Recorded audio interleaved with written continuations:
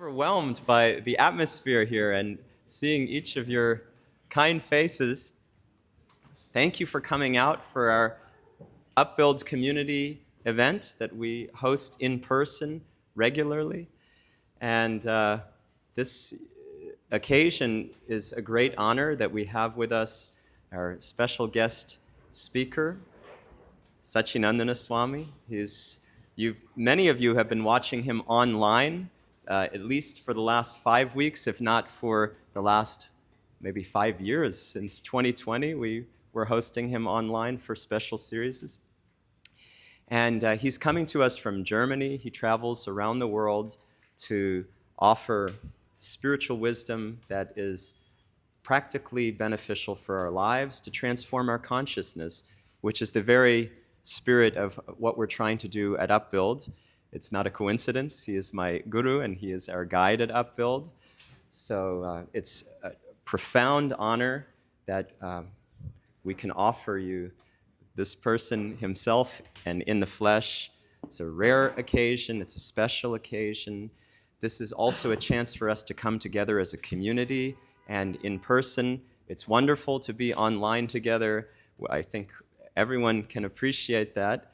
And then there's something special, there's something different when we can also be in real time, in person, and see each other like that. So many of you have actually traveled from different places, which we greatly appreciate. If you're locals, we also really appreciate that, and please stay local with us. This event specifically is called The Blockers to Spiritual Receptivity, and something that Sacinandana Swami spoke in last year's online series, the second part of the spiritual experiences of a lifelong monk.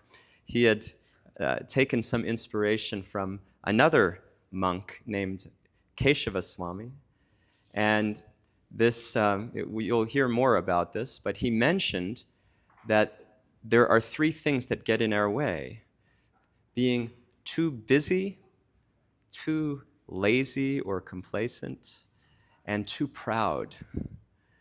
So we wanted to really develop those much more. It was a powerful understanding if you let it hit you. And here's the opportunity to really understand so much more how these three blockers are affecting us and how to move beyond them, so that we can really experience our potential as the true self, as the soul, not the mind, not the body, something else entirely, an inner core that is so alive, much more alive than all of the things that we say make us feel alive currently, that are not so spiritual. So that is the subject matter, these three blockers to spiritual receptivity, and how to move beyond them, to cross into a different realm of consciousness where we experience more and more our potential as we are, as the true self, the soul. The program will run in just a few minutes. I will hand it over to Sacinandana Swami, who will then do an interactive talk. There may be some things that are surprising. Maybe you'll be involved in different ways. I don't know exactly what he has planned, but that will be for from about 3:15 until 5:15. We'll take a break. We'll have a 15-minute break, and then at 5:30 we will come back together for, you see these musical instruments here. These are traditional from the yoga tradition, from bhakti yoga especially.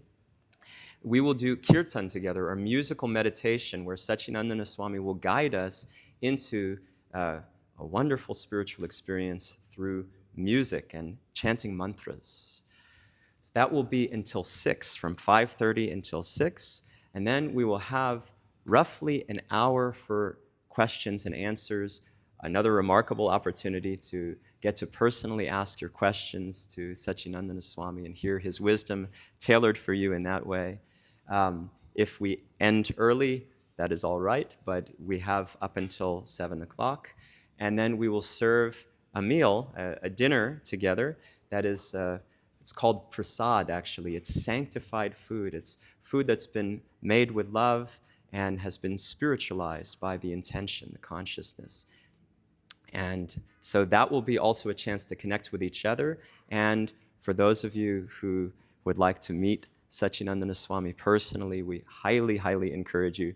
Please take this opportunity. And if you already have the opportunity to meet him in different settings, please be very charitable and generous to those who do not have that opportunity, especially if people who have been a part of the Upbuild community. This is an amazing opportunity to meet him.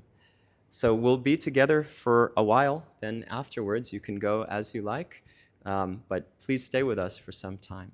So good. Does that sound all right? Wonderful. And I guess the last thing I would share is our culture that I always share online. I think it applies very much in person as well. We have 3 pillars of our culture to make this the most meaningful experience possible, which is we ask your full-hearted participation. Please give your undivided attention with your hearts. Please give your respect for one another, for creating a safe and sacred space together, and for the teachings that will be coming to us, as well as, lastly, determination that, yes, this will be a very engaging and inspiring time together as we come for a purpose of uplifting ourselves. But let it not just stay as a blip on the radar and then back to life. It requires determination to think, how am I going to apply this? And it requires a mood that I am going to apply this, come what may. I will take this into my life. So your full-hearted participation, respect, and determination are wanted. Is everybody on board? Yes. Thank you. Thank you. We appreciate it.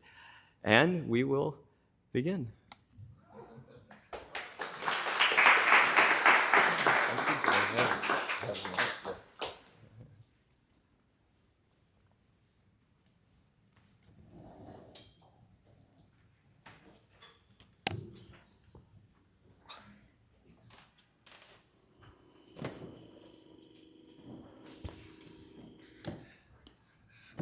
Please let me just set up my things. Maybe you make this a little higher. Radha Bhakti, would you be so kind to sit here?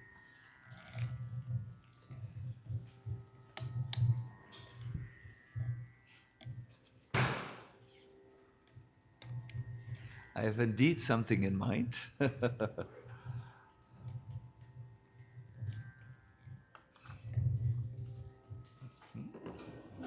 Yes, this is ideal.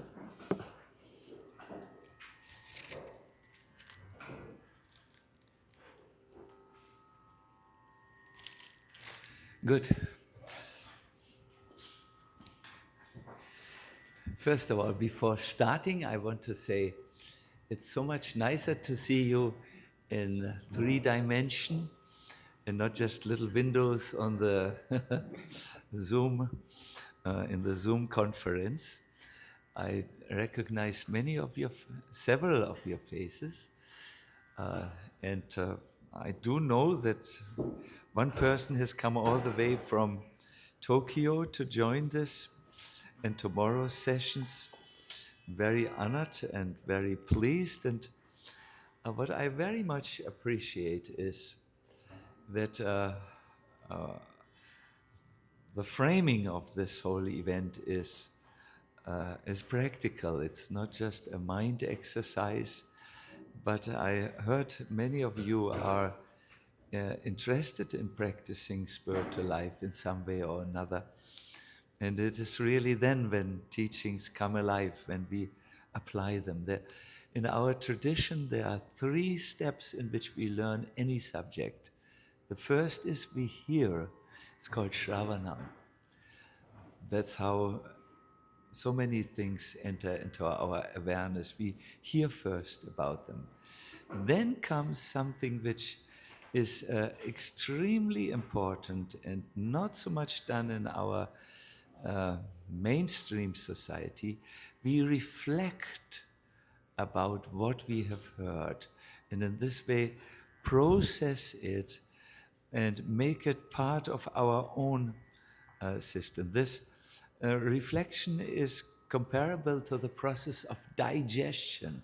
If you just eat and eat and eat, or here and here and here, without sitting down to reflect about it, um, it's comparable to eating and eating, but not being able to digest it.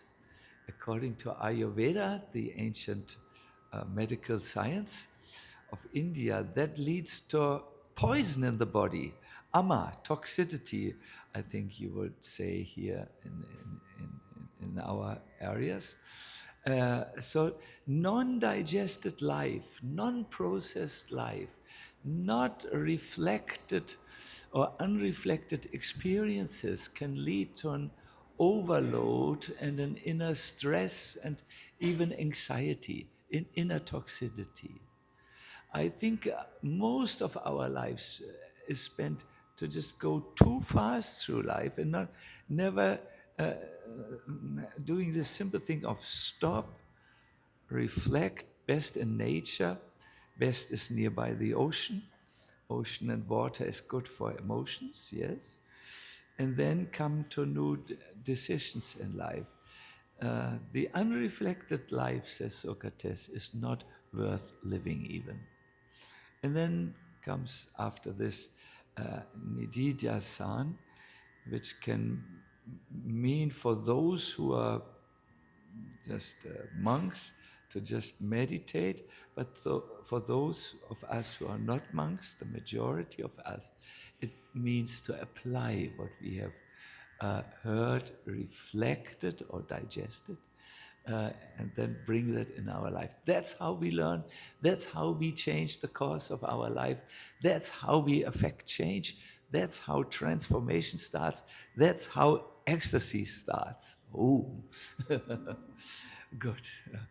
Ecstasy means ecstasis. Ex means out, and static means the frozen life, the static life.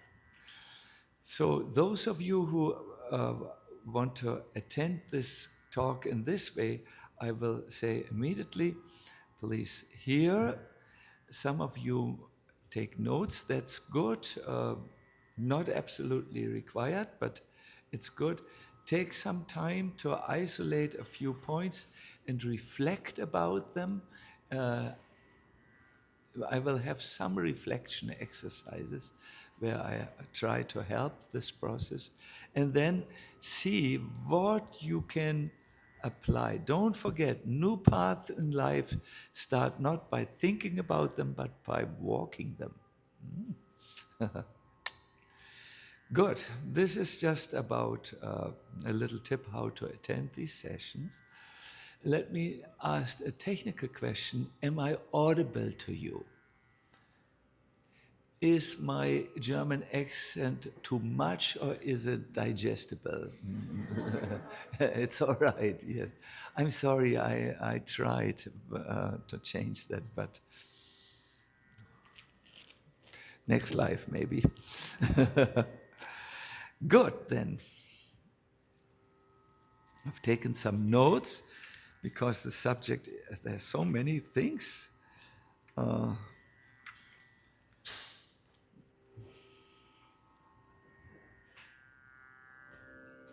I will chant some invocatory prayers as to invoke auspiciousness in this gathering.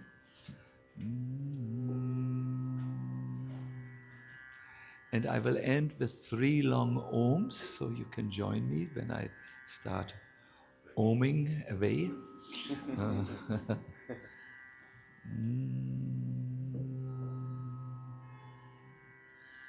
Namo Vishnu Padaya Krishna Prasthaya Bhutale Shrimate Bhakti Vedanta Swami Iti Namine Namaste Saraswati Deve Gauravani Pracharine Nirvishesha Shunyavadi Paskatya Desatarine Sri Krishna Chaitanya Prabhu Nityananda Shri Advaita Gadadhara Shivasadi Gaur Bhakta Vrinda He Krishna Karuna Sindhu Dinabandhu Jagatpate Gopesha Gopika Kanta Radha Kanta Namostute Tapta Kanchana Gaurangi Radhe Vrindavaneshwari Vrishabhanu Sute Devi Pranamami Hari Priye. Please, all of us, let us sit straight. Take a few deep breaths now. I will one time chant the Om alone, and then we will chant 3 times all together. And while doing this, we focus our mind, we collect our thoughts that may be still spread over due to our very busy lives. We collect them, bring them all to the Om, and then we will be able to start. So 1 time alone, 3 times all together.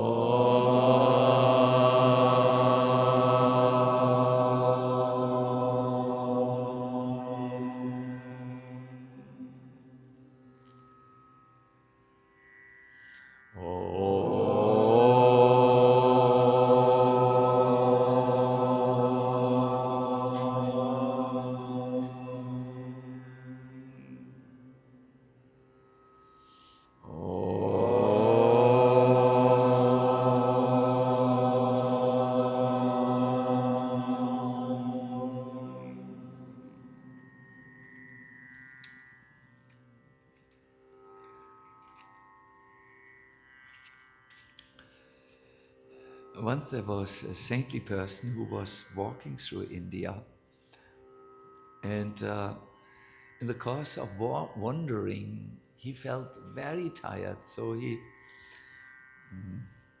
found a shady tree and laid down. He placed his head on the roots of the tree and fell into a relaxed sleep. Then all of a sudden, he was rudely disturbed by a believer. "Can't you see," he said, "your feet, which are weary from walking and dusty, point towards our church.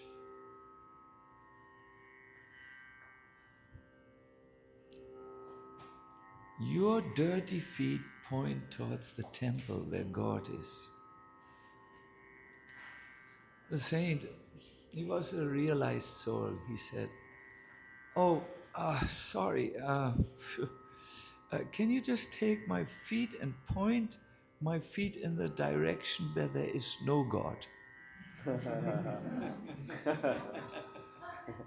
So the believer flushed and said, I'm sorry.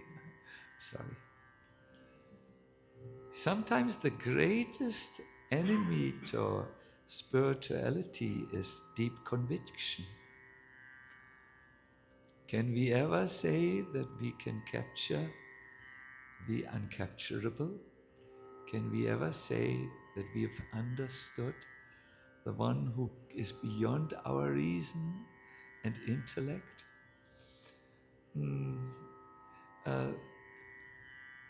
That one with the many names, that supreme being, will always escape our human boxes to put them in. If it's a Christian box, a Muslim box, a Hindu box, this movement box or that movement box, he is everywhere. And he can be perceived when we have attuned our hearts and removed some of the blockers to true realized understanding. There are 3 blockers, and if Radha Bhakti is here, she will write down the first. I will say it in contemporary English. Too busy. Just right. Too busy. My dear everyone, our life is composed. You can sit there and I will call upon you. Our life is composed of choices. Every single moment, every single second, every day and month and year and lifetime, if you so wish, from the smallest to the biggest units of time, we have the ability to make a choice. We have the ability to make a choice that helps us to grow, to move on, to go to our next level, or we have the possibility also to make a choice and say, that's where I stagnate. We would call it differently. That's my level. I stay there. But please know that every moment you have the ability to choose, and your life is really what you composed of what you choose. The fact that you are here means you have made a choice to be here, unless someone kidnapped you. But this is also wherever you are now in your life. This is due to the choices which you have made. From this, it follows immediately. If you can learn something new and practice that, then this is what you will become later. So there are these 3 factors which keep us from making new choices, and one is we are too busy with the old choices. I think you will agree with me, the complexity of our life has not become less since we have mobile telephones and computers. We have more complexities in life, and this can become sometimes mind-boggling. We had just a meeting amongst us about possible ways in which Upbuild could develop, and there are now so many opportunities that are before Upbuild, opportunities which I think you all attracted due to participating in Upbuild. And it's now important that we don't become stagnated by running in too many directions at once. We can juggle 3 balls or 4 balls, but not 100 balls, at least not to my knowledge. Yes,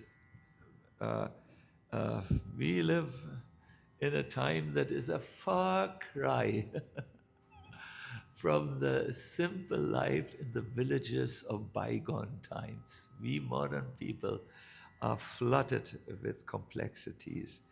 And therefore, many people offer excuses when it comes to spiritual life. I'm too I have too much to do. I'm actually not able really to spiritually connect. Um, and we are busy in these external activities that may be urgent but not important for our life's progress. And as a result, our minds are too busy that we can't even fall asleep without um, the assistance of a few little helpers, the pills, no? Uh, Already Arjuna, 5,000 years ago, when he stood before Krishna, said about this, the mind being too busy and too active, he said, I'm sorry, I don't think I can do it. My mind is chanchala, constantly agitated. It's very powerful, even if I tell it. Now, be a little peaceful. Shanti, shanti, shanti. It's balavat. And once I have an idea in my mind seems to stubbornly pursue it. I think those of you who are in marriages and have observed their marriage partner have sometimes seen this, how stubborn someone can do and resist change. And to how do you say, to control it and direct my mind in one direction is as difficult as to catch the powerful wind and control it. However, my dear everyone, I think there is no mistake which we can do that is more severely punished in life than the mistake to resist the changes which are right there before our door and stare us in the face every time we leave our home. We cannot act upon these subtle and sometimes not so subtle hints, but continue the old way. We are heading for disaster. Krishna in the Bhagavad Gita, who sees Arjuna grief-stricken before him and says, my mind is overwhelmed by the situation. I cannot find a true, let us say, my path now. He says, there are two things you must do, Arjuna. Vairagya and Abhyasa. Vairagya can be called detachment, can be translated, but I would like, for practical reasons, to translate it as a verb here, and that is to step back. If you have a painting,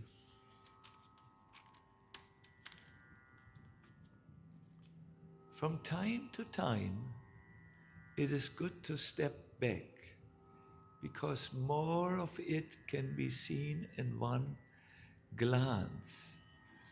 And we can see wherever the painting lacks color, proportion, perspective. And then when we have stepped back, we can come back again and make the necessary corrections, changes, colorings, etc. Life is similar. From time to time, we have to rise away from what we are doing, step back, and look with a distance to what we are doing. For instance, if I do this, I say, Sacinandana Swami, you are at the moment quite invested in your subject, but talk a little more calmly, please. This is what I see when I step back. So I will step. I will now go, how do you say, I will reverse my step.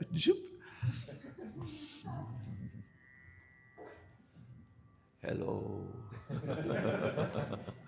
And this needs to be done regularly in life. No? Stepping back, looking with a new perspective. The Manu Samhita gives a very interesting tip. It says, if you need to make a difficult decision, don't make the decision immediately. Take a long walk that leads you up on a mountain and look from there on your life. You will know what you need to change when you return from this walk. So, Vairagya, detach yourself from what is going on.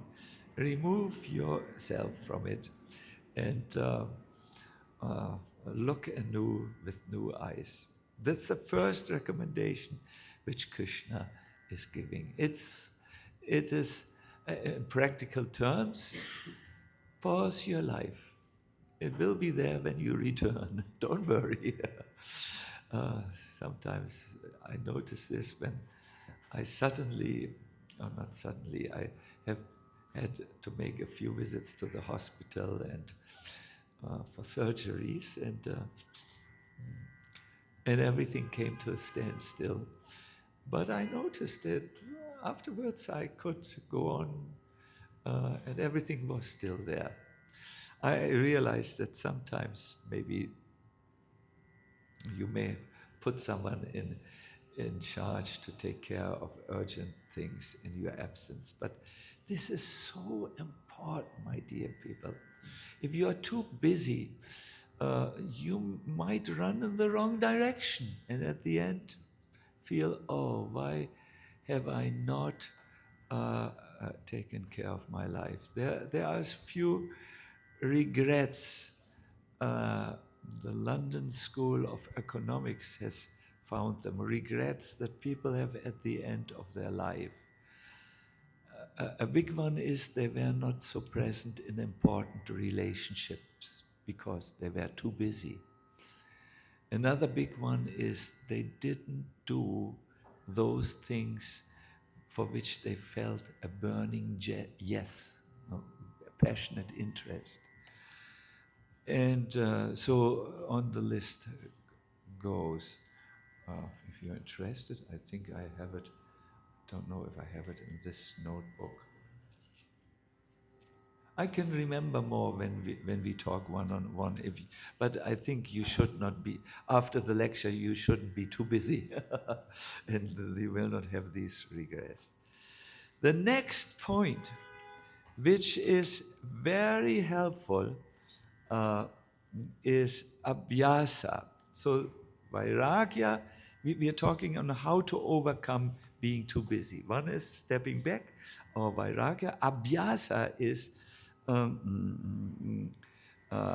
that you need to install in your life a spiritual practice that connects you with the unchanging things, which the things that will be there even after the physical death of the body.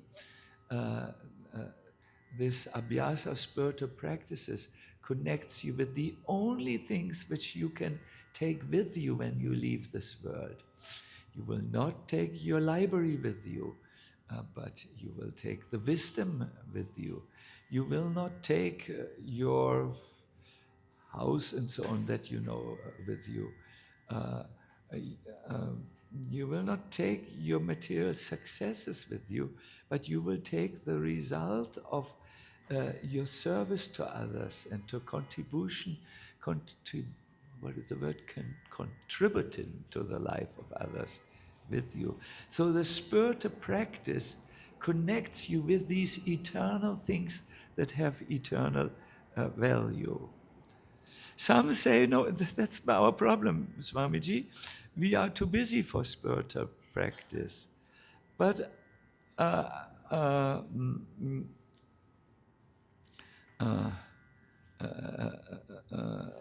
some say meditation is out of the question. I first have to become calm. Or they say, spiritual practice is out of the question. I first have to become a little bit more wise and mature in my life. But I think we need to revisit our logic here a little bit. Uh, um, do you first have a disease and then go to the horse? No, go. Do you? I have written this down.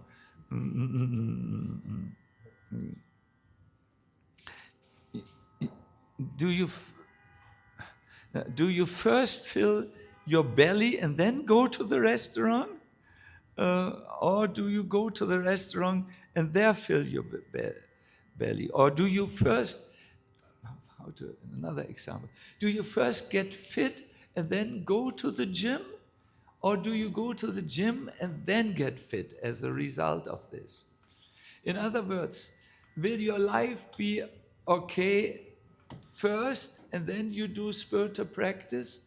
Or do you have to do spiritual practice so that your life gets all right? Is my logic clear, Dayaguranga? Yeah, good. My dear people, you can't say, oh, let me first become more calmer in life. Let me first do a few more things in life and then do spiritual practice. No, do spiritual practice and then you will get calmer and your life will be all right. I'm not so good at mathematics and logic, but I got this clear. Krishna will find us a verse. It's in the Gita 6:36. He will be his usual fast man. Here he is already. There is a very nice word. I will summarize what I said. Asamyatatmana yogo dushprapa iti me mati vasyatmana tu yatata shakyo vaptum upayata. For one whose mind is unbridled and uncontrolled, self-realization is such a difficult work. But the one who strives to control his mind and who strives for appropriate means is assured of success. So spiritual practice will help you to put your mind calm, and then your life is also calm. So this is my first thing. Too busy. When you find yourself too busy, it's time to say, stop with your life and put first things first. That is, step back from what is going on and ask the question, is that important? Is that bringing me to the end goal of my life? And second, what could I do to bring myself to an appropriate level so that I will make spiritual, so that the things will come all right as a result. I have said in one of the podcasts, materialistic people think, make the outside all right, then the inside will follow. I think our civilization has disproved this idea. People have tried to make good houses, have snazzy cars, new word for me, and so on, and tried to find happiness in various diversions, but it has escaped them. The spiritualists say, get the inside right first, the outside will follow. So this is something about being too busy. You can't afford to run by, there's in my new book, with which I'm already pregnant for 5 long years. I'm exploding almost. There I have put a poem. It says like this: stop. Where are you running to? Everything you're looking for is inside. Soul, eternity, peace, God. If you keep on running, you might miss it all. End of poem. And no applause.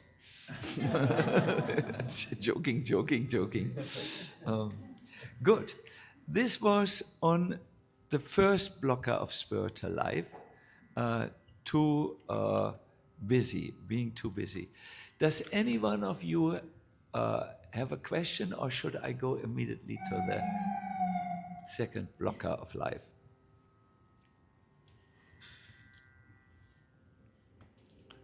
Yes, Tsipi? What if the too busy is about survival? I have to put food on the table. I have to pay the rent. Somewhat in the Maslow hierarchy, so low that I really can't afford to indulge in existential questions. Have you all understood? One reason of being too busy is just the need to fight for survival. Anyone who pays a rent in New York knows what that means. You need a roof over the head, no?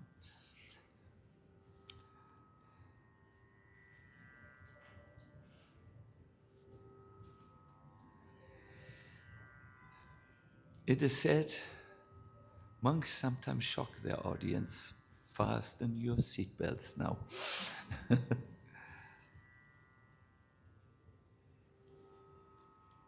When I see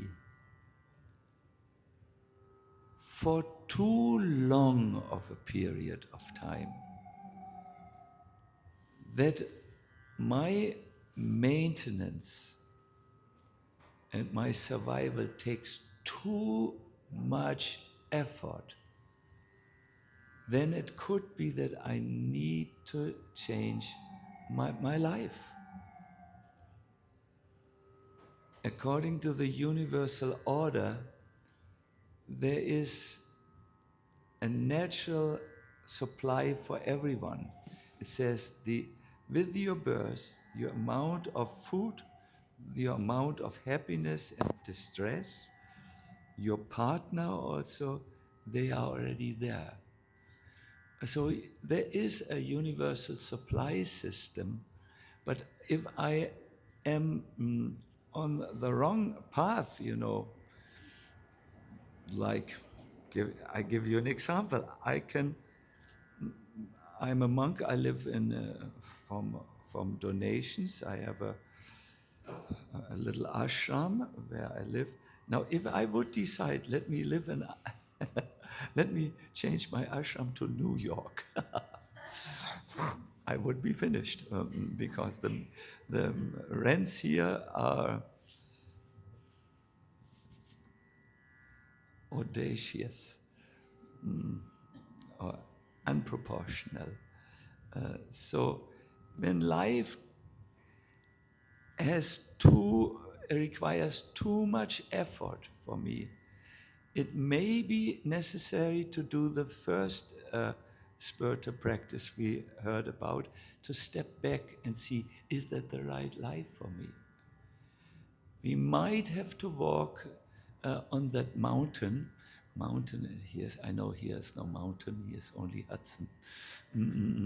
But Hudson is also good, a good river. Sit down there and I make a distance to my life and I go deep into the heart, hoping to get in contact with that universal intelligence, the Lord in the heart, and ask the question, am I properly situated? I would say this and so on, but I'm somehow not satisfied that the answer was compassionate enough. I will think more about this. Yes, I know. That's very important when we give, the answer has to be truthful, but always compassionate. That is, we have to understand the place from where it comes from, but because I'm staying in Tsipi's apartment in near Times Square, I know she has not this concern. So therefore, I have not been given more intelligence here. But I think if a homeless person would ask me, I would give another answer. Should we go to the... Yes, here is your good name, please. Yes, I remember you, Anshul. I've seen you in the computer. Swamiji, when you say stepping back, I think of two types of stepping back. One is in the big picture of life. I'm going somewhere and I pause in this, and I look back at this chapter and I think about what the next chapter might be. It's like a big picture. Maybe it's every few months, maybe it's every few years.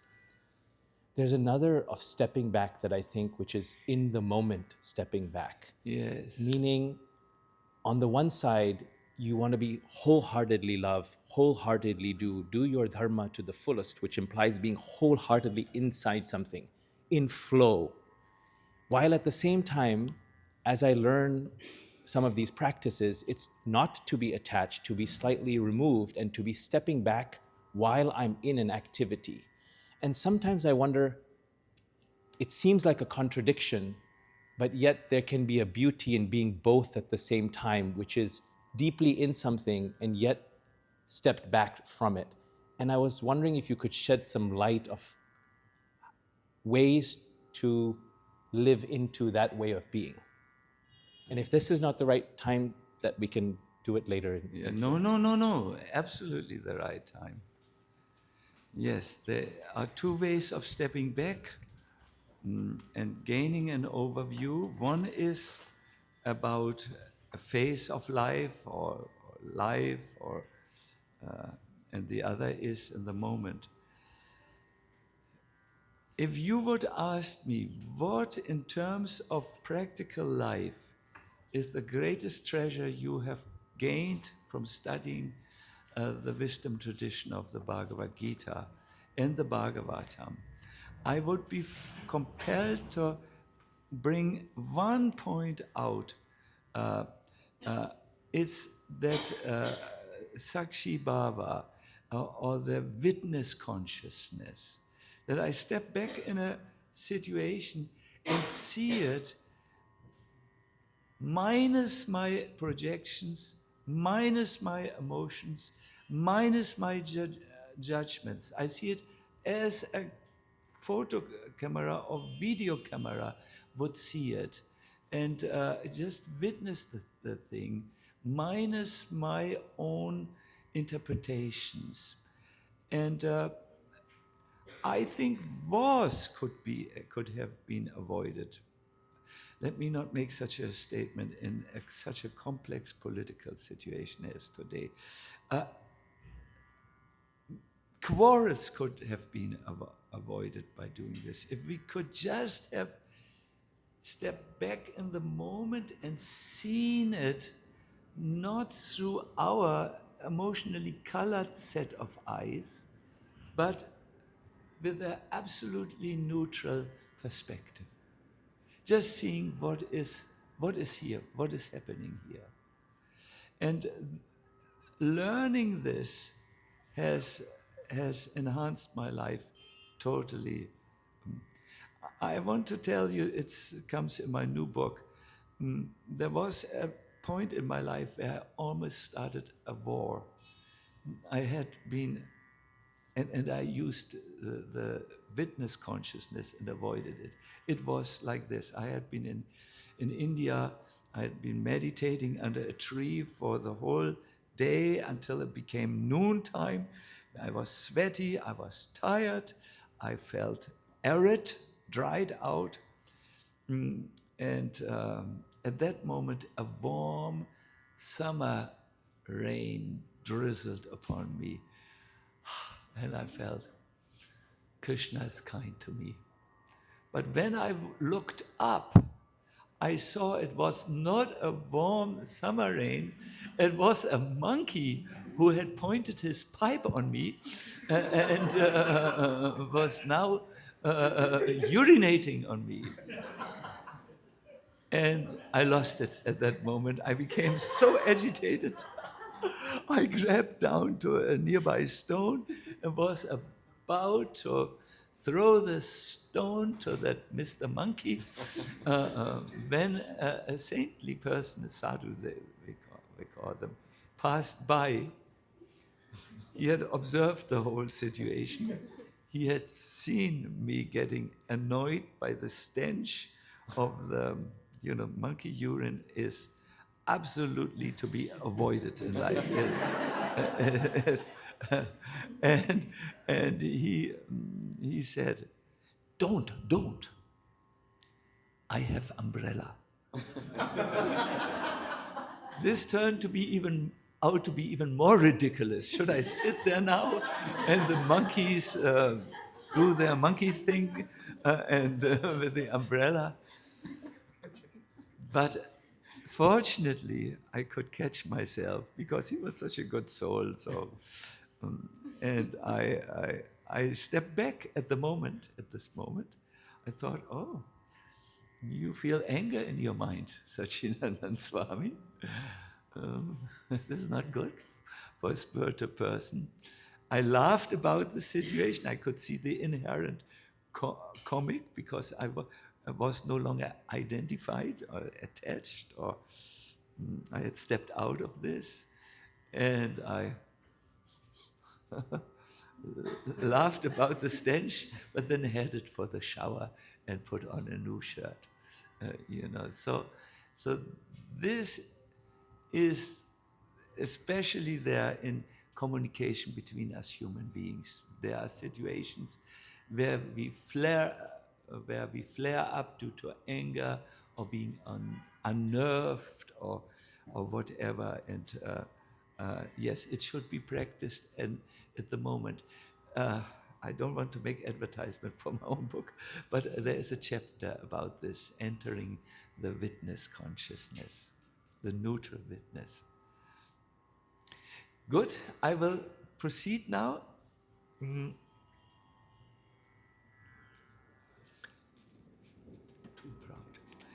proud.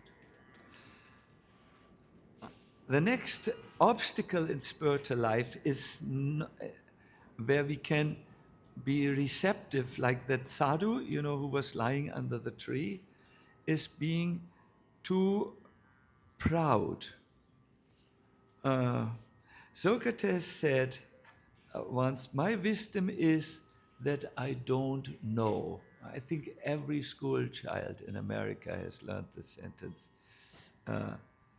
But we often think, I've been there, I've done that, I have purchased the T-shirt of that retreat or that spiritual event and so on. But let us explore this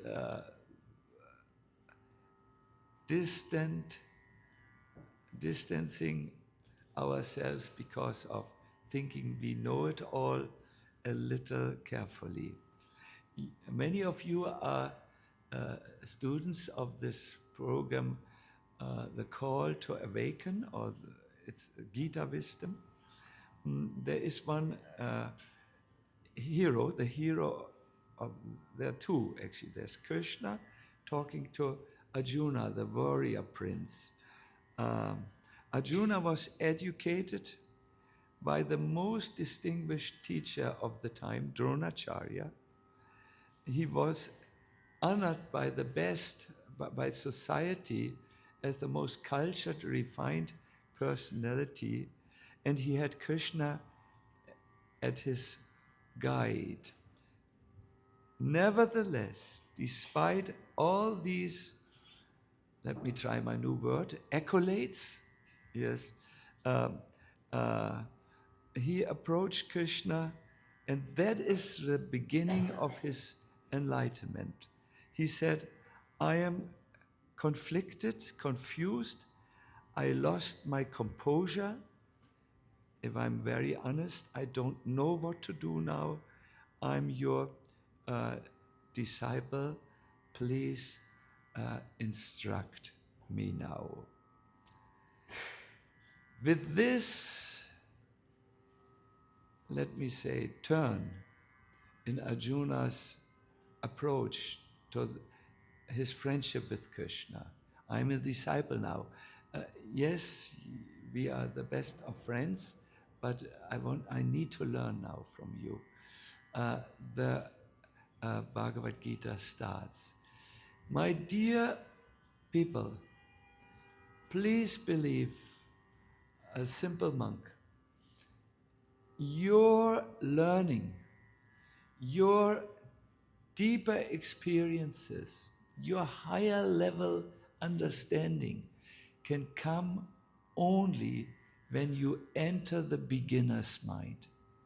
When you know everything, or think you know everything, we say in English, he's full of it, no? Full of it. My spiritual master talks about a music school in European or Austrian Vienna, no? It's a master school. It has turned out master musicians who come from all over the world. And one master musician who is an accomplished violinist who already fills halls with people who attend his concert, comes to the music school and says, I want to learn what you can give. Okay, you can register here. Your fee which you have to pay will be $10,000. He signs, but when he goes out, he asks one other person who's still sitting there, are you registered here? Yes. How much did they ask you to pay? $5,000. Oops, for the same course? Yes. He runs back to the registration desk and says, you charged me double. Yes, said the receptionist, because we have to first unlearn you everything. And then we can start our teaching. Double is absolutely a compassionate price, you know. My dear everyone, I wanted to do this live, but I could not because this is such a nice tablecloth and all. This cup is full with the most wonderful beverage of South Florida. This pink coconut water. It's full. We want to put crystal clear vulcanized Fiji water in there. It's too full. It will just go over the edges. Better stop here. And it will spill all over the place.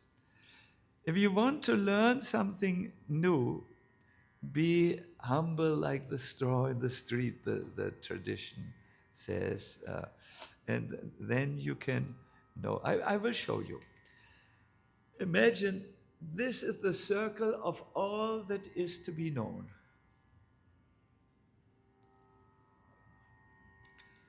Now, one section in this circle represents what you already know.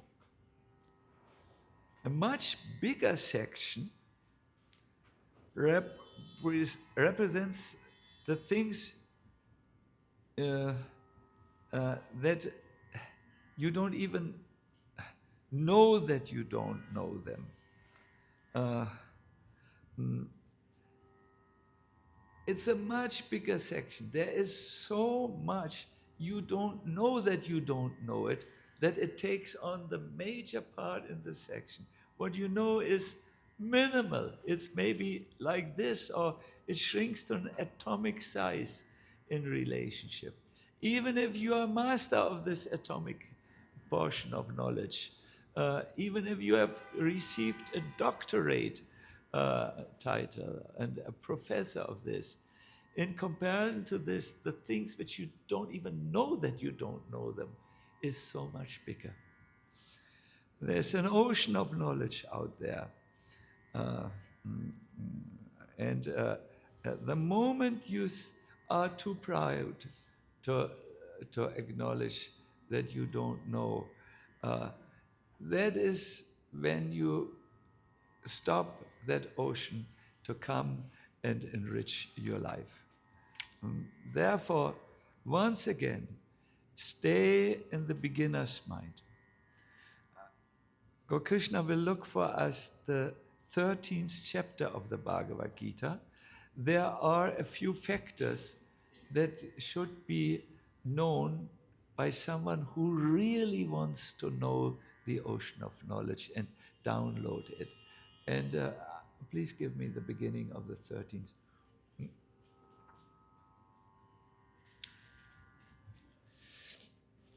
There are things which lead you to knowledge.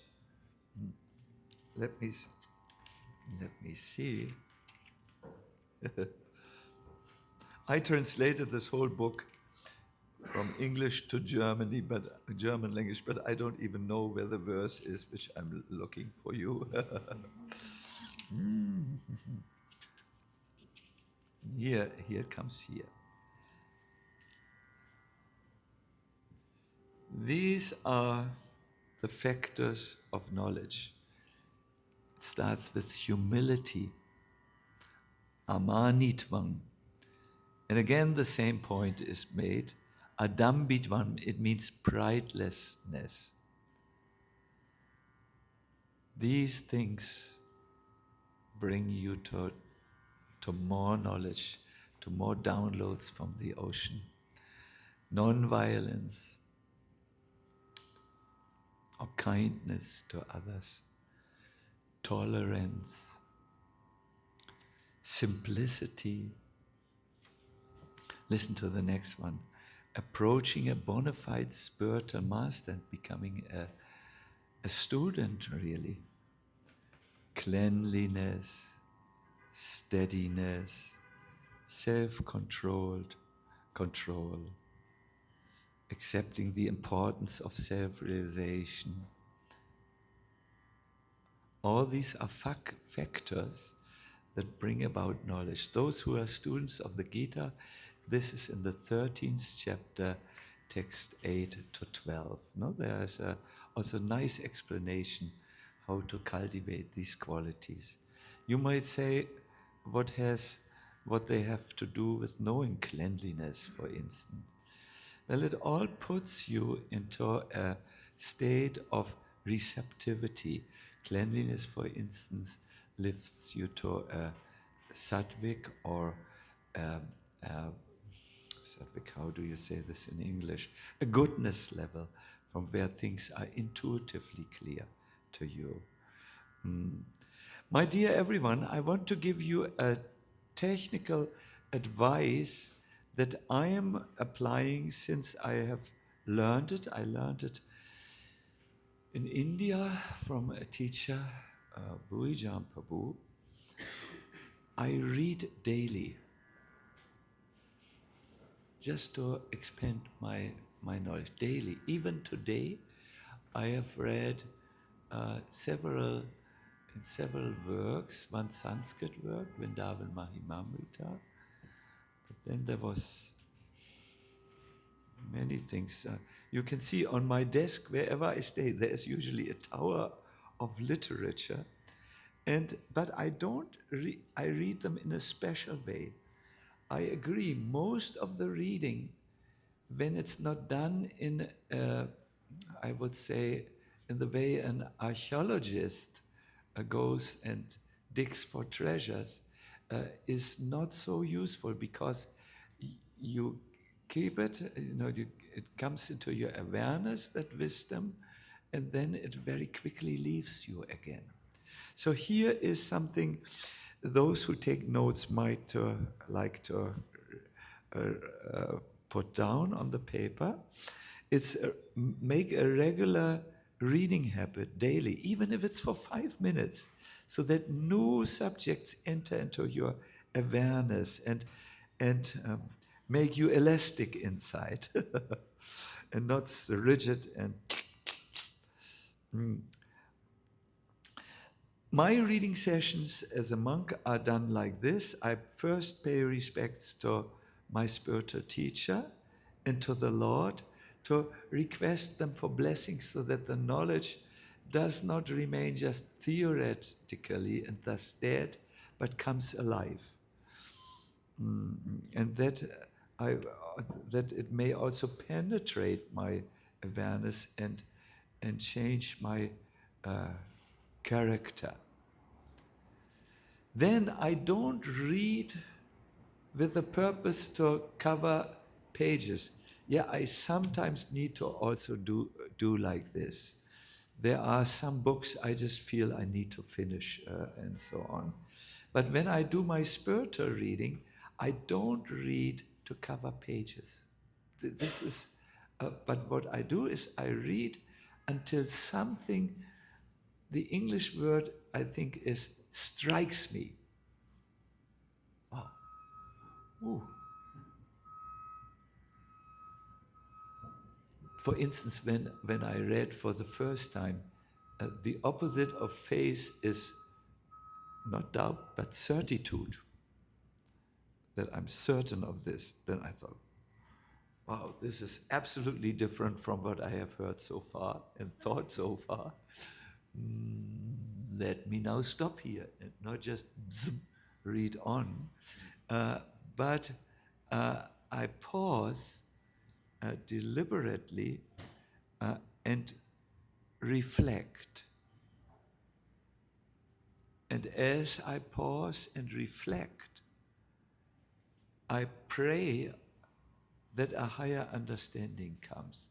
In this case, I understood a partial understanding by a sectarian mind can never encompass the absolute vast spiritual truth. No? And I got this.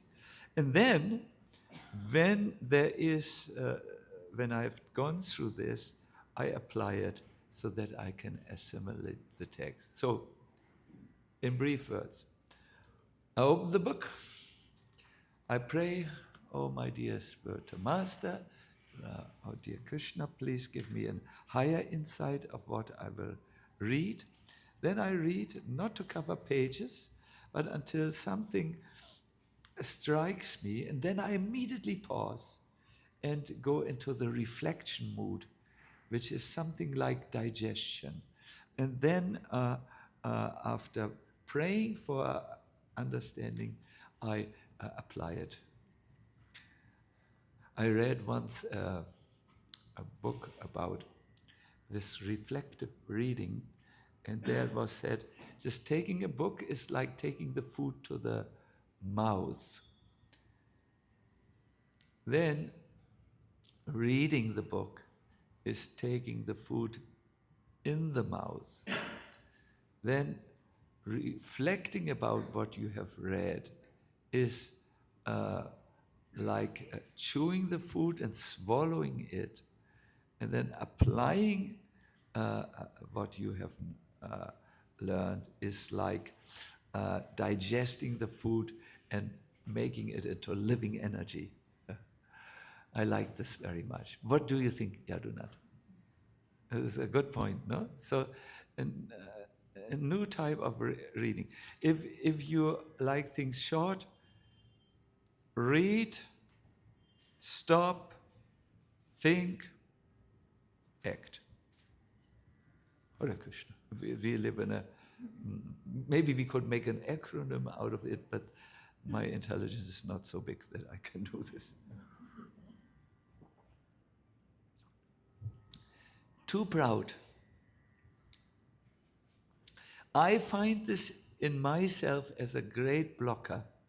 I'm often invited to take part in various interreligious conferences, and or for many years I had this program. We would go to universities and we would have representatives of different spiritual wisdom traditions speak on one subject, like for instance, non-violence or religion and money, and so on. And it was interesting. There were many perspectives. So in the beginning, when I heard something that was totally out of my frame of reference, I would go, they got it all wrong. They should read the Bhagavad Gita. And then when I did this, I thought, well, the result is I'm constantly agitated here. And why not listen and then see and reflect about it before ad hoc dismissing it? No? And I have learned so much, my dear people, because the truth echoes through all traditions. Sometimes, yes, it is distorted, but it is distorted in all traditions. I found out the version of the Mahabharata I read is a corrupted version. There's so many interpolations. Hare Krishna. I'm trying to always poke also those in my own tradition a little bit to go a step further, so therefore don't take offense with me. That's how I'm from North Germany. Our fathers are Vikings, so we are not so polite. Hare Krishna. Anything you would like to ask, speak about being too proud as an obstacle? I see our gracious host, who, by the way, you make such wonderful announcements that I hope one day to grow into your, what you announced me for. He has a microphone for you. Anyone?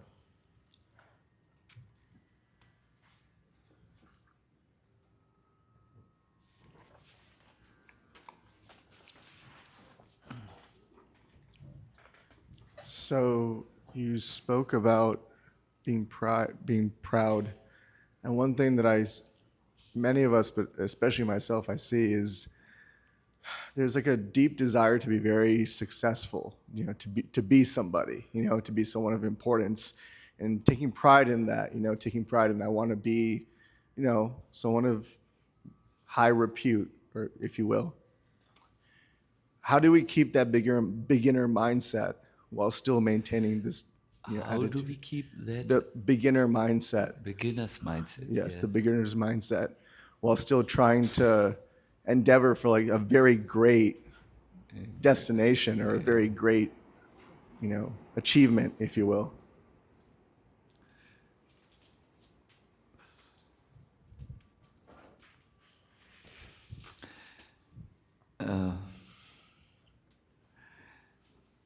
My answer to this question is that you think about the question of doership. Am I actually the doer of my success?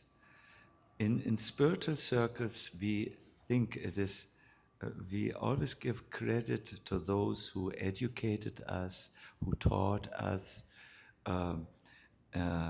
and ultimately to that one who makes all the decisions. And by being mindful of your teachers and of the Lord, you remain in a good mindset.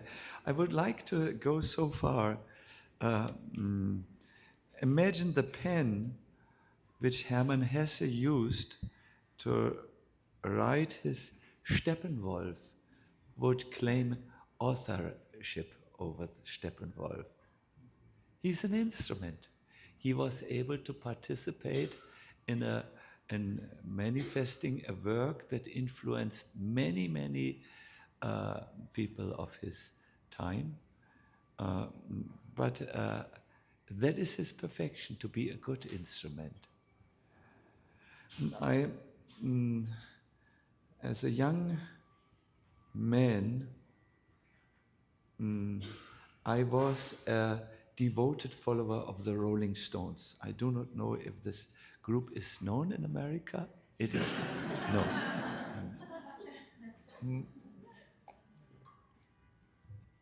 And while I have totally distanced myself from being a fan, I have found out the lifestyle is not so conducive for spiritual life, to say it as polite as I can. There is one song they, which Keith Richard, it's the guitarist, got. It's called Satisfaction. I think you all must have heard it. I can't get no pasadam. No, satisfaction. And it is really in our generation, almost everyone knows the opening accords and the lyrics, at least this one line, I cannot become satisfied no matter what I try. And it really, at least in Germany, my generation, everyone knows. George, do you know this song, Satisfaction? You know. Even a cultured person from Long Island knows. So I feel not alone. And so there was this interview where Keith Richard was asked, how can you write such songs that echo in the mind of a generation? How can you do this? And he's a simple man, but honest. He said, I didn't write it. I woke up in the night and then I hear this.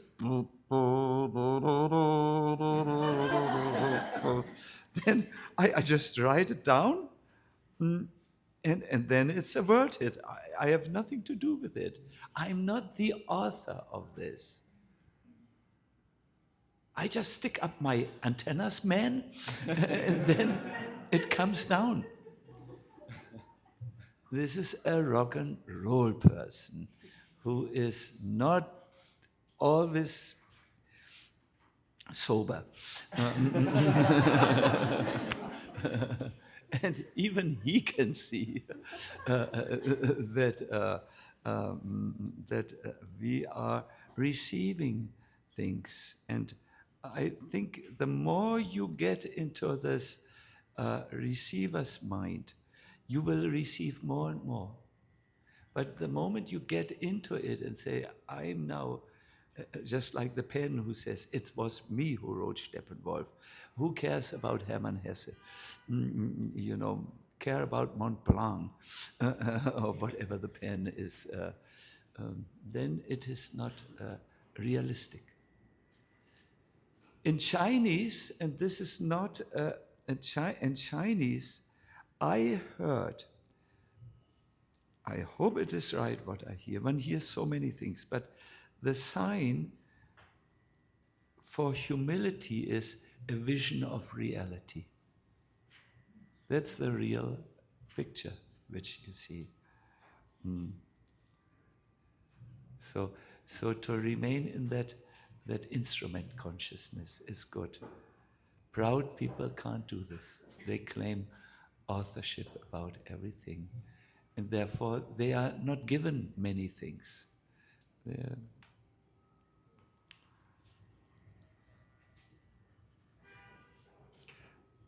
Wow, we are so good in time, my dear everyone. This is a scandal.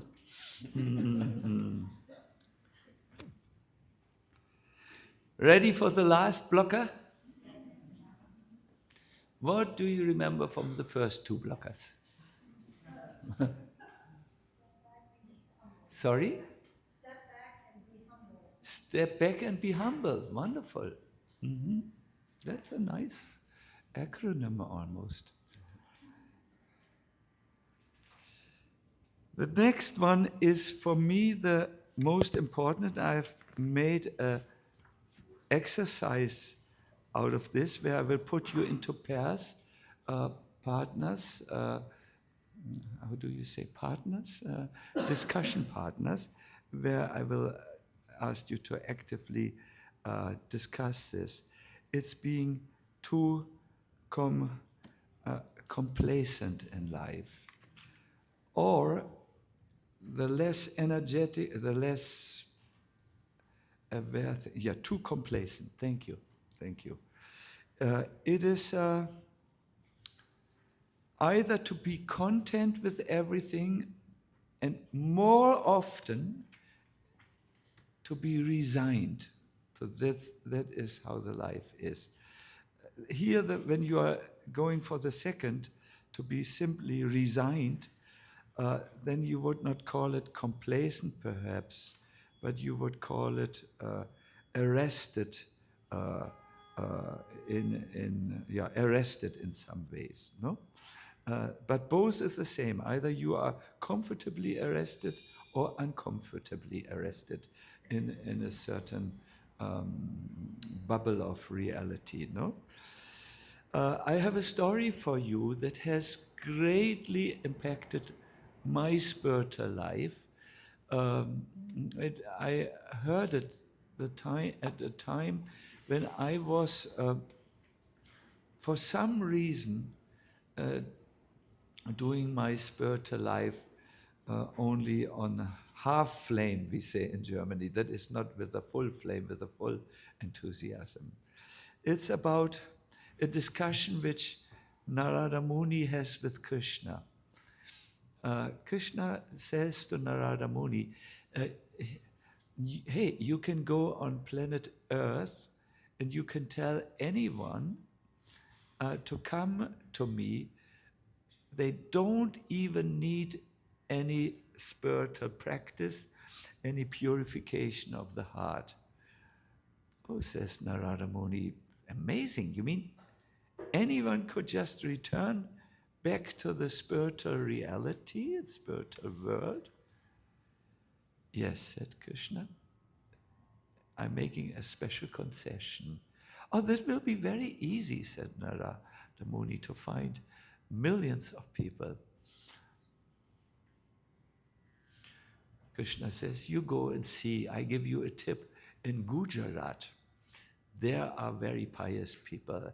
Gandhi comes from Gujarat, and so on. You try at the house of Gopal. So Narada Muni, he travels. He's an interstellar cosmic traveler, if you so want.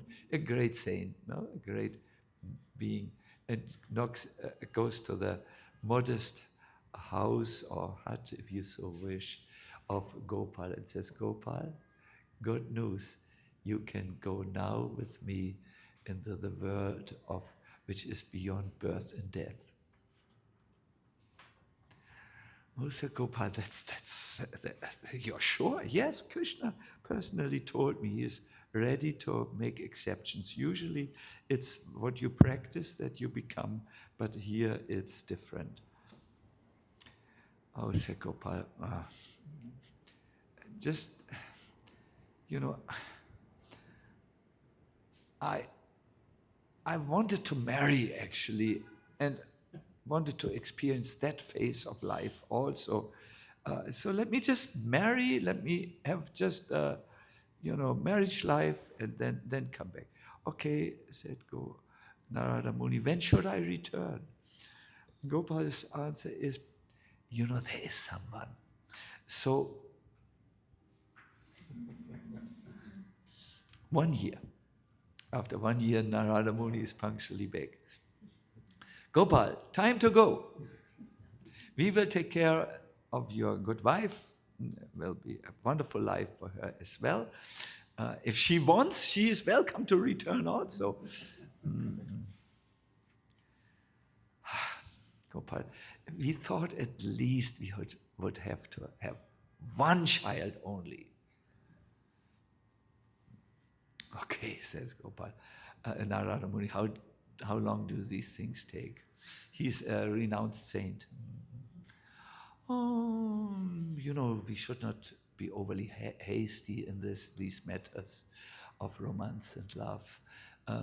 2 years. Narada Muni returns after 2 years. And I think you get the story.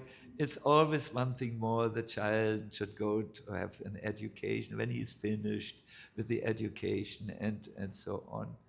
Finally, Narada Muni comes. It's about after 50 years, no, 50, 70 years. And he knocks at the door, and a very upset woman opens the door. You are supposed to be the saint, but each time you come, my husband Gopal is trembling. At this moment, they hear a huge thud in the house. And the wife and the Narada Muni run in, and there's Gopal. He had hidden under the roof, and due to shock, he had lost his grip and he had fallen and broken his neck. See, says the wife, this is what you saints do. He's dead.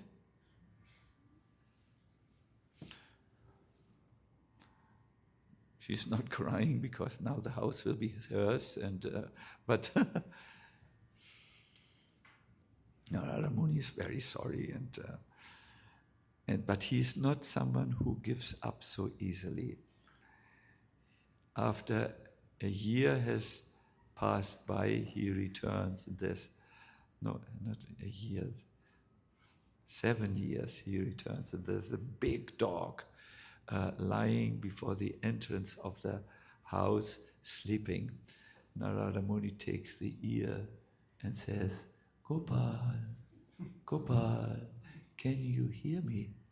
Gopal, Gopal, it's me, Gopal. Woof, communicates the dog, and he communicates through thoughts. There you are again. What do you want? Gopal, wake up. You can now return to the spiritual world. It's not so easy, communicates the dog. I have now responsibilities to guard this house.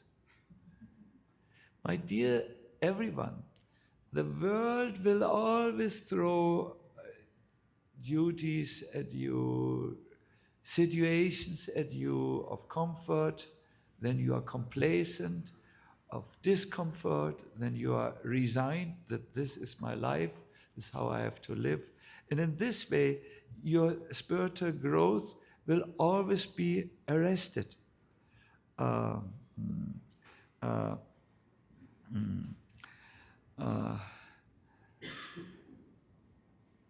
Abraham Maslow became famous with a paper called The Hierarchy of Needs. In this paper, which has greatly influenced our society, he speaks about human beings looking for happiness on increasingly subtler levels. In simple English, it starts with the need for food and a roof over the head. Then, when that is taken care of, it goes higher.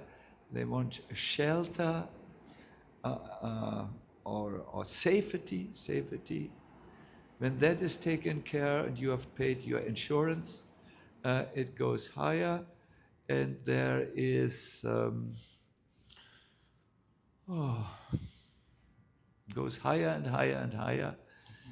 Self-esteem is one. And then it comes to self-actualization, something which we would now, no, it's still a word which is okay to use, but self-realization. And Abraham Maslow, he says that the people who look for self-realization are usually those, or self-actualization, who have fulfilled all the other needs in the pyramid of needs. But some scholars I have read this, I needed to speak on this, so I did some research, and my own conviction are different. These things are just different levels of our complex human existence, and they can very much exist parallel to each other. We sometimes in a month travel between these needs, or in a day we may work very hard for money. Then we come home and says, this is not all what life can offer me. I must now read something. Do you sometimes have this in your life? And you do something for self-actualization. So I can't, I have not studied Abraham Maslow enough. I will not say, I will never say this, that this his philosophy is not well thought through. He is a genius, 100%. But what I will say is there are other models, and here is one which spiritual people operate with. There is a physical need that has to do with the body. There is a mental need that has to do with our intellectual life, has to do with the mind. And then there is a spiritual need that has to do with the soul. Now, without living or taking care of the spiritual level, this is what I want to propose, is we live, politely said, an unlived life. We have not lived that part of our life. And pointedly said, we live a dead life. In the Gita, Krishna says that something that at first glance sounds totally counterintuitive. It is one should tolerate both distress and happiness. Now, when you listen to this, one should tolerate distress that is clear. I should not react always. I should stay on course even if I'm distressed and continue with my path or duty and my relationship and so on to get to a higher, better place. Should not immediately leave it. But why does Krishna says one should tolerate happiness? Isn't that what life is about? To search for happiness, to experience it pulsating through my veins, to transform my face into a radiant smile and a joyous laughter. Isn't happiness all about? Now you need to hear a little bit carefully, because the point might escape you if you don't concentrate now. My dear devotees, my dear friends and skeptics, the eternal self, the eternal soul is full of bliss and inner knowing. The wise ones who have turned their gaze inside have connected and found this eternal self, and they found peace, and they found these qualities, inner knowing. That soul is in one Christian writer wrote it very nice. It's part of God. It is infused with the spirit of God, and it will only go with that spirit of fuel, the divine fuel, and therefore this needs to be put into our life. But if we live our life on the coverings of the soul, our minds which roam, our body that eat and digest and sleep, we are not really contacting ourselves and who we really are. And if we become indulgent and content in the happiness these lower levels of existence offer, full belly and satisfied sexual appetite and so on, then we remain stuck on a level that has nothing to do with our spiritual life. Therefore, instead of grabbing these temporary delights and grabbing the shadow only of the spiritual person must tolerate happiness just as much as he tolerates distress, and not get stuck or caught up or stopped in this.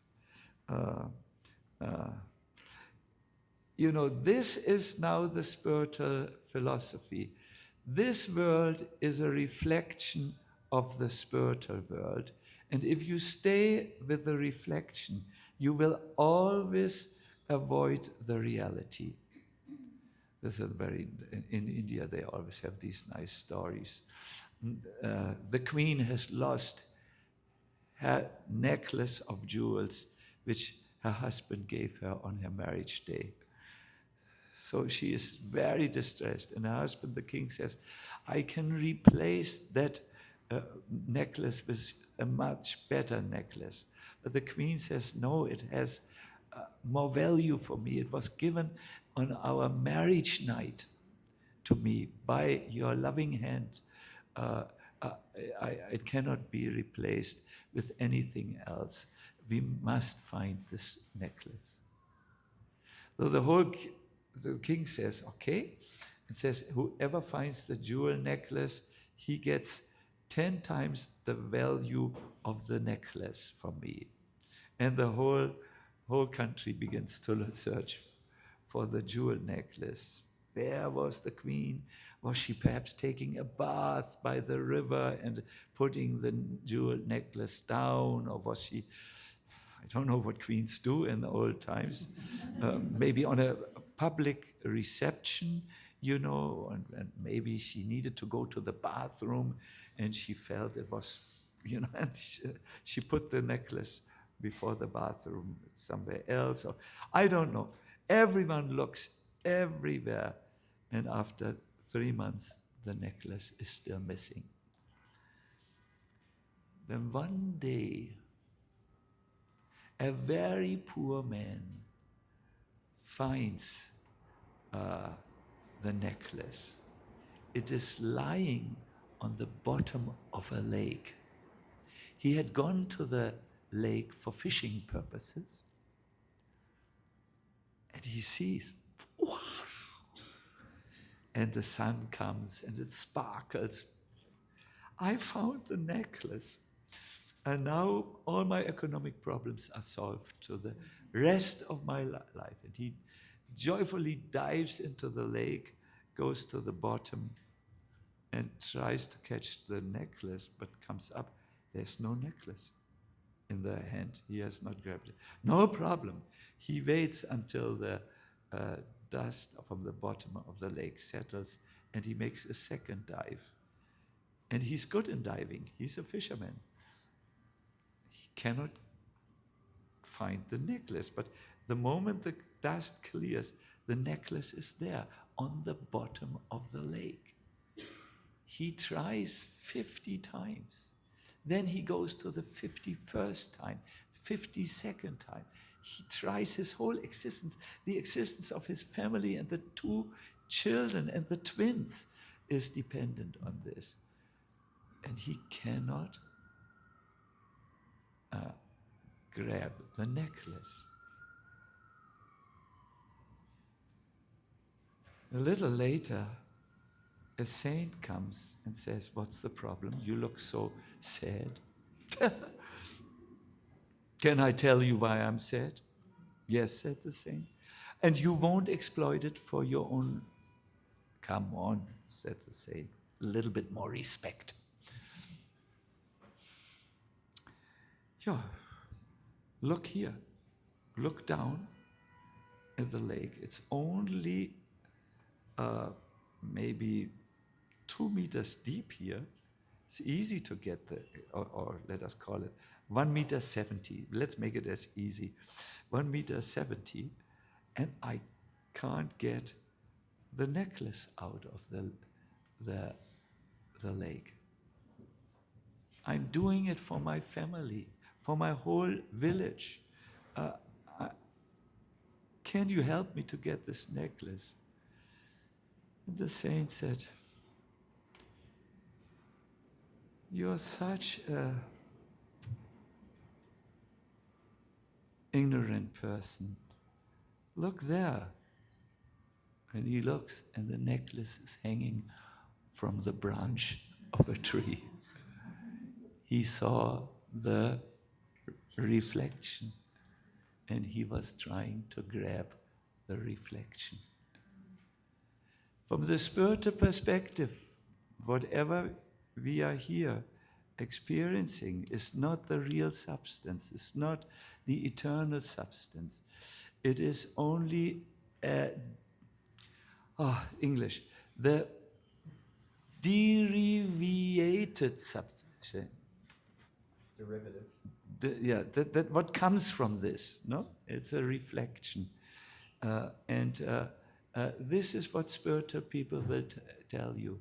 Go for the substance, don't go for the reflection. Hardy Bol.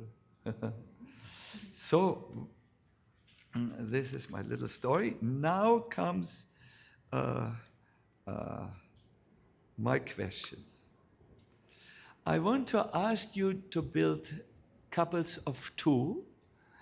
Just turn to your neighbor, perhaps. It's sometimes very interesting to discuss these questions with someone you don't even know. Let us see if you found a neighbor. I know some of you are introverted, like me, and perhaps a little blocked at times. No problem.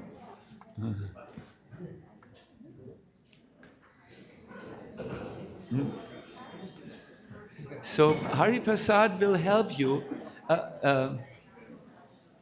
I see you're still forming.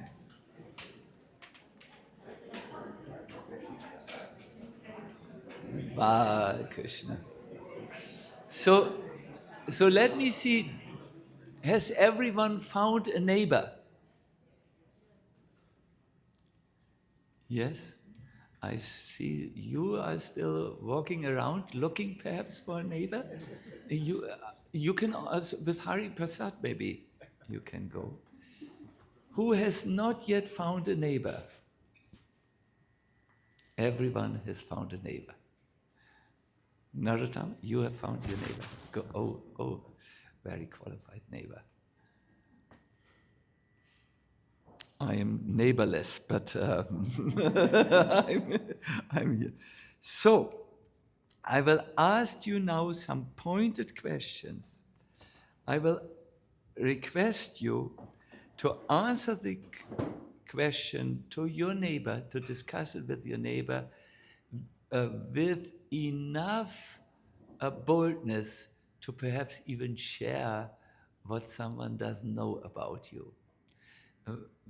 Can we all agree on the law of we are confidential about it? In other words, if Mr. John tells me something, I won't go to the New York Times and say, Mr. John told me this about himself. Perhaps the New York Times would also not be super willing to hear. These questions will all lead you to a certain very important insight. It will start very simple, but it will become more and more interesting. So, share with your neighbor, in as much openness as is possible for you, what has been your experience of physical happiness or mental happiness or spiritual happiness. What have you actually experienced? When were you actually happy? On the physical platform, mental platform, or spiritual platform? Is the question clear to you? Like I will say, I ate this cookie from Divia's kitchen, I think I have not experienced so much physical happiness in 20 years, So that would be one thing. But there are other levels: mental happiness, spiritual happiness. So please start now. You have 5 minutes to do this, so you need to be really active.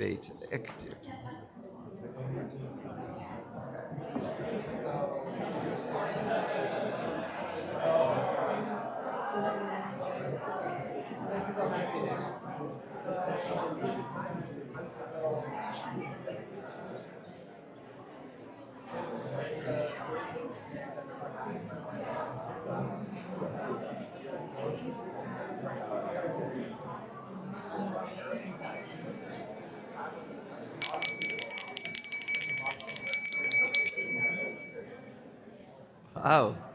It seems you have just waited for this exercise. I want to ask you a question which you are not required to answer to with your partner, but then the next question will be another discussion. Why do you think you invest so much of your time and energy on these levels, the physical level, the mental level, the spiritual level? Is there perhaps that you don't have not yet experienced spiritual happiness? I know something a little embarrassing from the ashram life. When I in the ashram was not experiencing spiritual satisfaction, I put all my all my energy on eating delicious foodstuffs. We cook very good, not just cookies, but everything, and it became my object. Very much, I was missing out something. Now, again, turn to the same partner. Remember, the inside of Maslow was, there were many very, very correct points in it. He said, most people will not be able in this life to come to the level of self-realization. I contested that, but amongst you, most of you are interested in self-realization. You wouldn't be here, no? To try to realize the self on one level or the other. Turn to your neighbor and please share as precise as possible what self-realization means for you.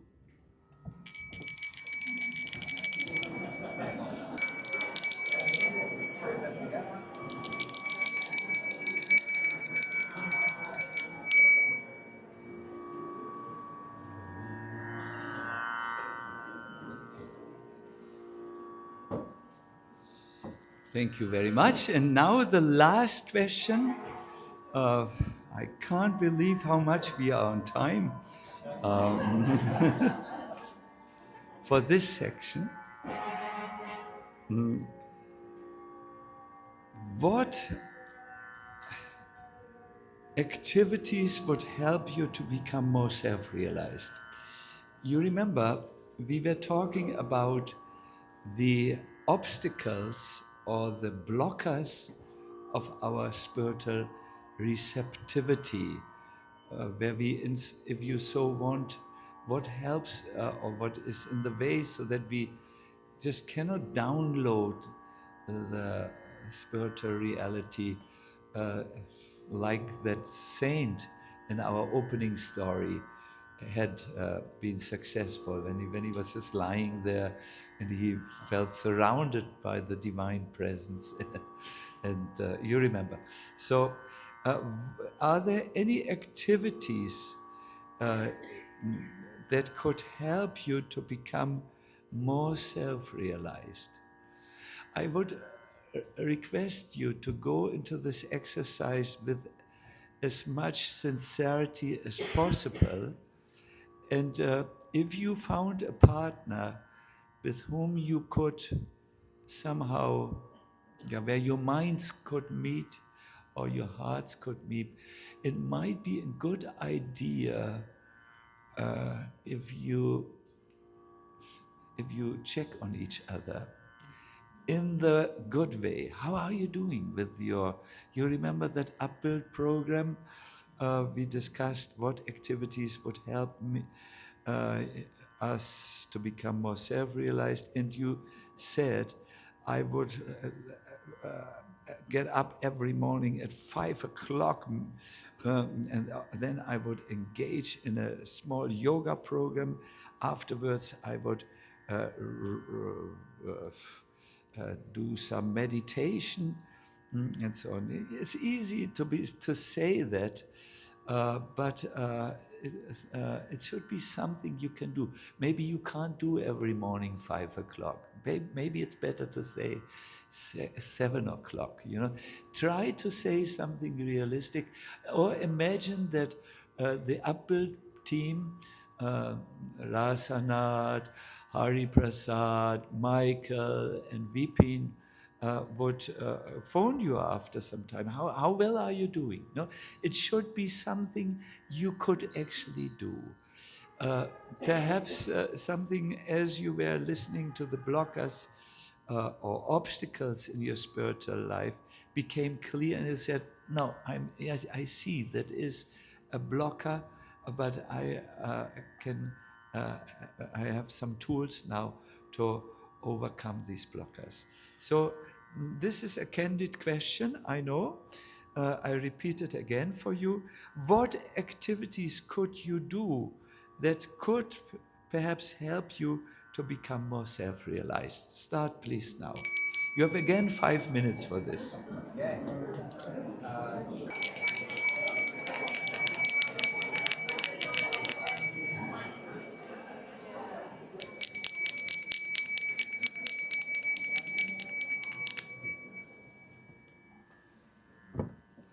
Thank you very, very much. It's really a pleasure to see you talking and reflecting and so on. So we just did two points of what we talked earlier about.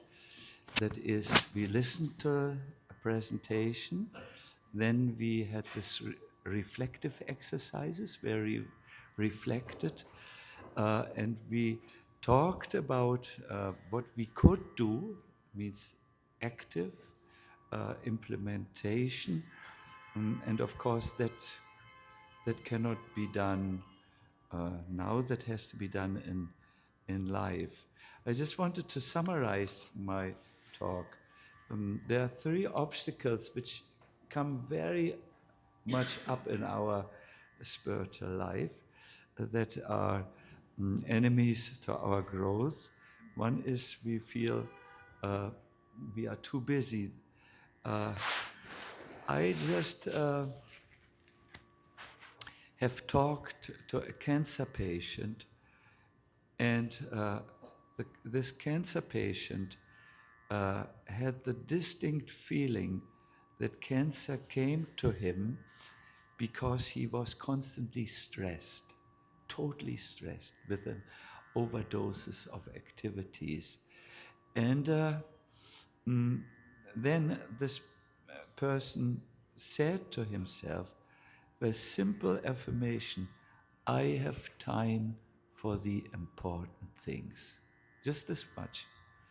I have time for the important things in my life. And from this simple, you call it affirmation, a message came to the subconscious mind, and he was able to shed this tyranny of the 1,000 urgent things and come to the important things, which are much less, and the person could de-stress. And he said, I overcame the cancer. The cancerous spread has gone back. So, too busy is on the physical platform dangerous, it's on the mental platform dangerous, and also on the spiritual platform a true blocker. The next one is being too proud. If you want to improve, humility is necessary. It means the simple acknowledgement, I'm not yet the best version of myself. I think that's a simple understanding which shouldn't be too difficult to understand. And the last is complacency, or being resigned to a situation. I think in our lives there is a constant tension between the need to be safe and comfortable, but then our aspirations that call us for something wonderful. Can you relate to that? There's a tension. And either feeling complacent or resigned keeps us from following our dreams. So a little courage is required to step out into the unknown, to let go of our own arrangements for security and let Krishna do his wonderful work. It was a great honor for me to give this presentation to all of you. I will now rest my words, and then the ongoing program will be explained to us by our gracious host. Thank you very much for listening.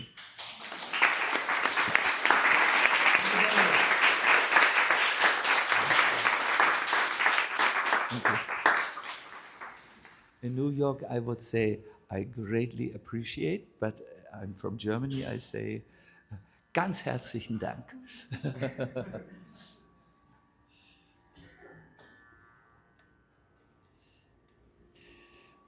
Okay, so we are at about the halfway mark of this program. We will take a break now, and then we will come back together at 5:30. 5:30, and we'll have a kirtan. So we have these musical instruments. We'll be guided by Sacinandana Swami into a musical meditation to experience more of what he was just speaking about, removing these blockers and getting in touch with the real self, the soul, all together. So looking forward to that. And then afterwards, we'll have a chance to ask our questions. We'll have our sacred dinner and possibility to meet Sacinandana Swami and one another. Good, so we'll be back at 5:30. We'll have kirtan for about a half an hour, and Sacinandana Swami will be singing for us. Gaur Krishna is on the harmonium, Dayal is on the mridanga, and we have Sid here on the karatals, okay? Bravo! It's a legitimate band. So then I will leave it to you. Oscar winning.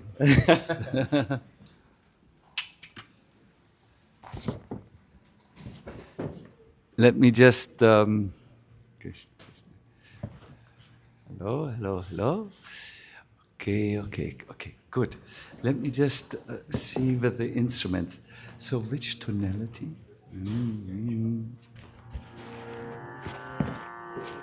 Yes. So we will do we will do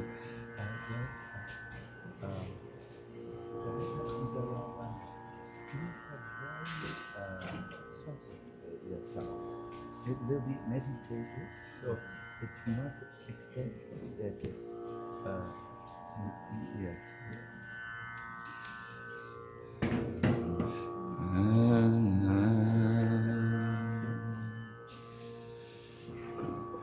So, my dear everyone, we have so far heard about the blockers of spiritual receptivity. There are, however, also things that we can do to attune ourselves so that our antennas become activated and we can have spiritual experiences and so on.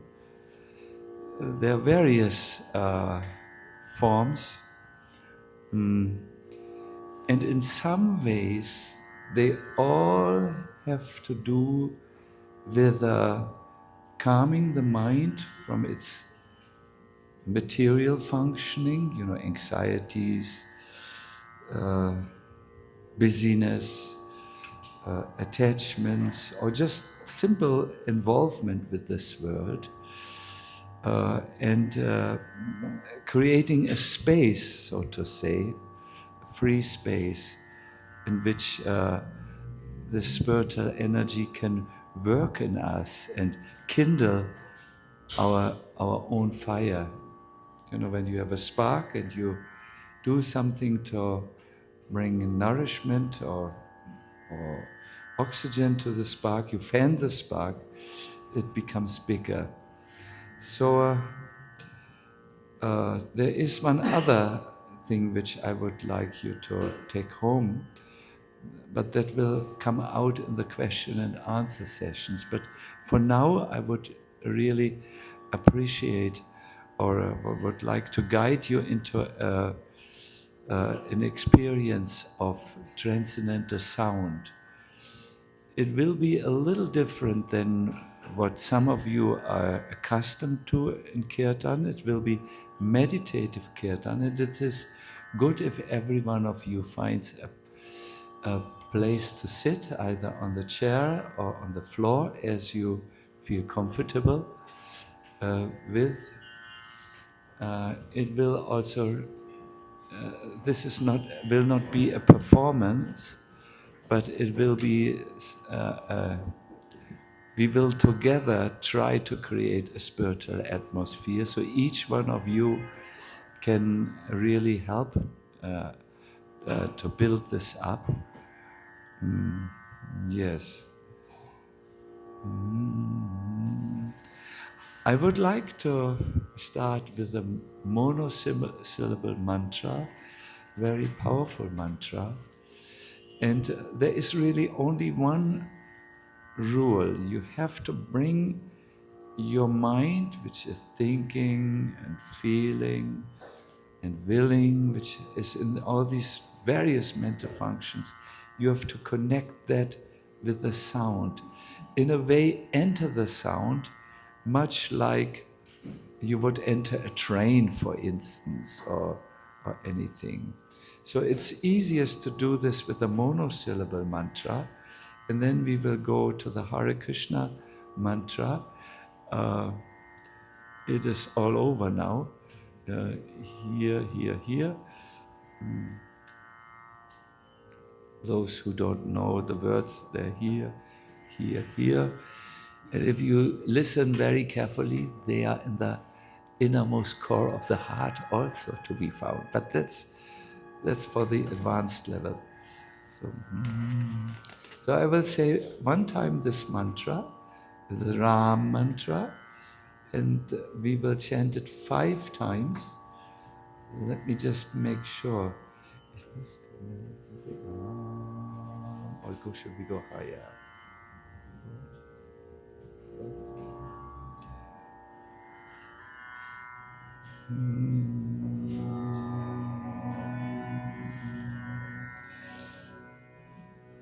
Sit straight, please. Close your eyes, please. Take a few deep breaths. When you breathe out, let go of inattention or tiredness. When you breathe in, try to imagine the stream of the ingoing air goes to the heart and widen it. Let's do this for a little while. Conscious in and out breaths. Whenever you breathe in, breathe into the heart space and feel lightness. And whenever you breathe out, relax a little bit more.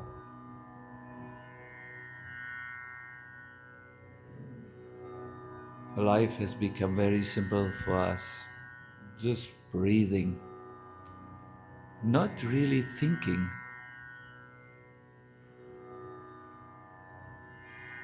When you breathe into the heart space and feel some lightness. And while keeping an upright, attentive sitting position, whenever you breathe out, relax.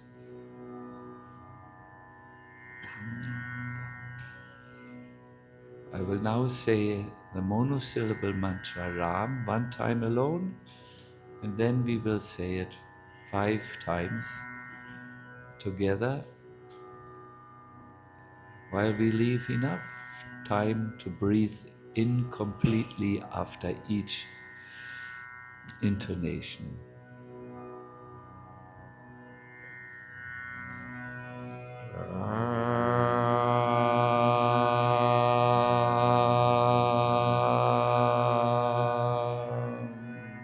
All of us.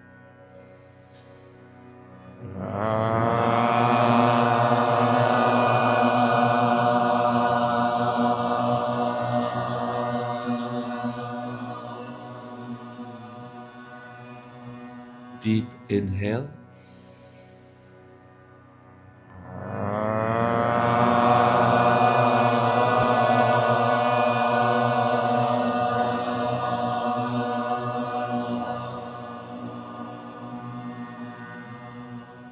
It's like an ocean of sound, no?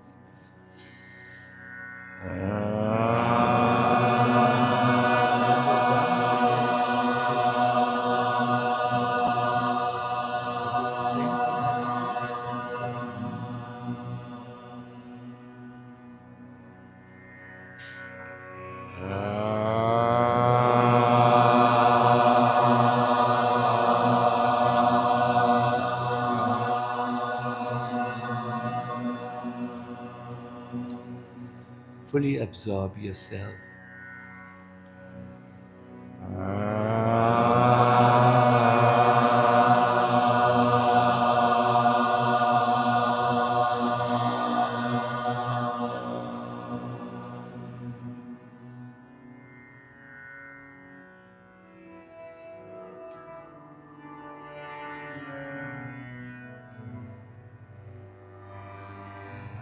I will always sing one time the mantra, and then when I come to the end, all of us sing together. It's a call and response. And our only task will be to sing and to listen to ourselves, absorbing the sound.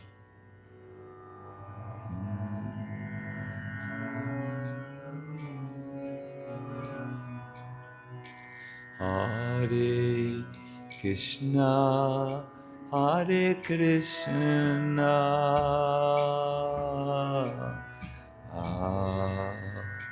Krishna Krishna, Hare Hare, Hare Rama, Hare Rama,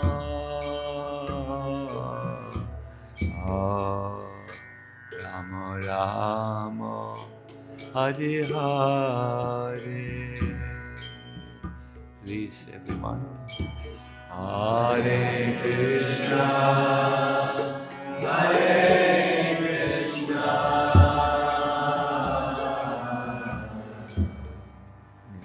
Krishna Krishna,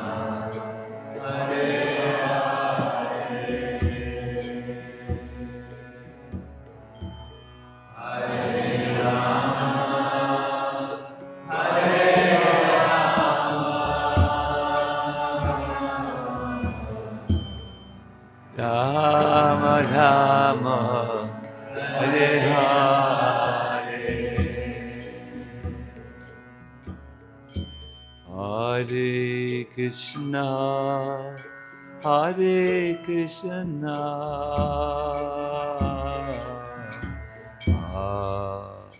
Krishna Krishna, Hare Hare, Hare Rama, Hare Rama,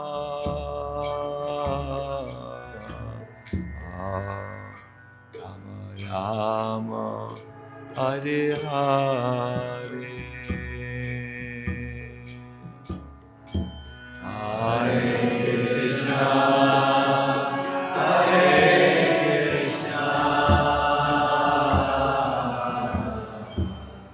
Krishna Krishna, Hare Hare, Hare Rama, Hare Rama,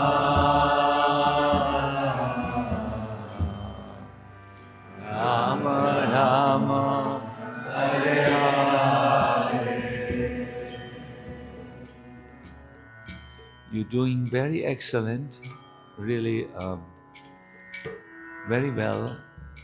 Please try to put your oral reception, if you want to say like this, to the mantra, so that the sound is really all that is coming inside of you.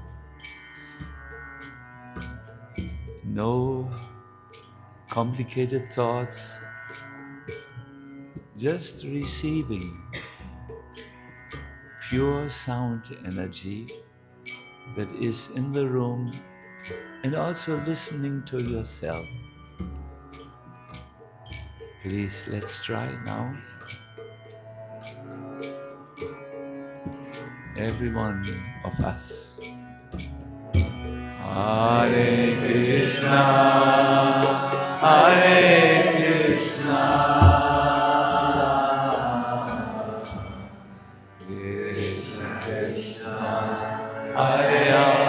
Hare Rama, Hare Rama, Rama Rama, Hare Hare, Hare Krishna, Hare Krishna,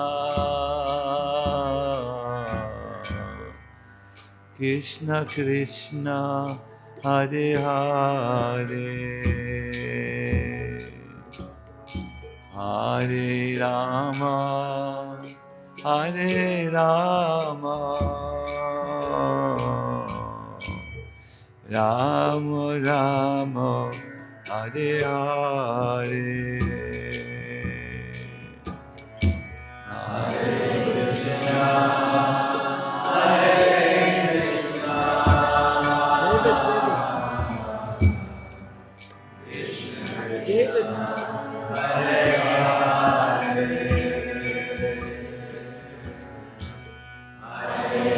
Rama, Hare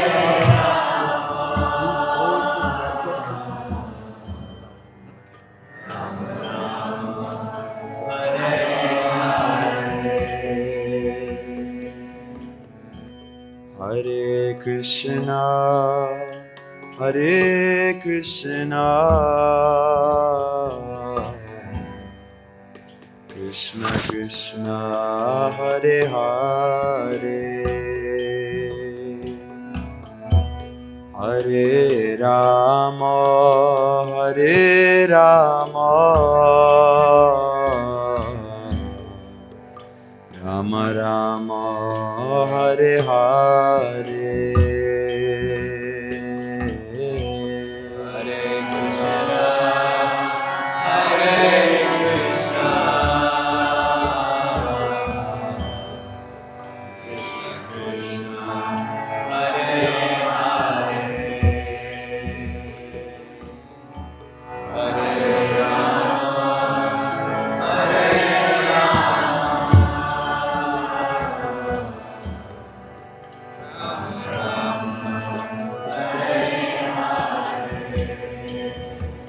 Hare Krishna, Hare Krishna, Krishna Krishna, Hare Hare, Hare Rama, Hare Hare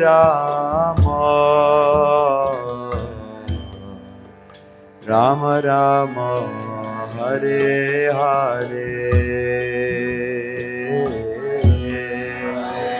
Krishna Krishna, Hare Hare,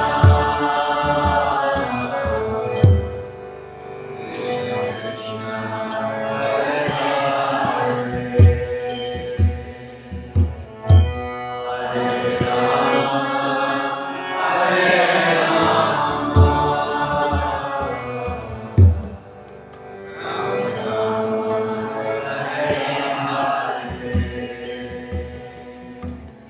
Hare. Hare Krishna, Hare Krishna, Krishna Krishna, Hare Hare, Hare Rama, Hare Rama, Rama Rama, Hare Hare.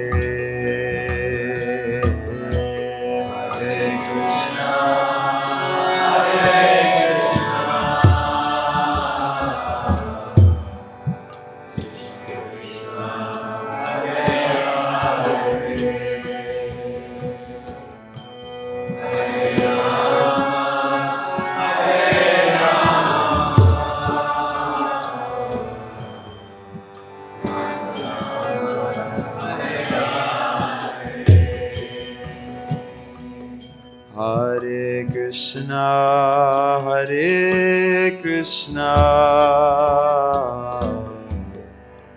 Krishna Krishna, Hare Hare, Hare Rama, Hare Rama, Rama Rama, Hare Hare.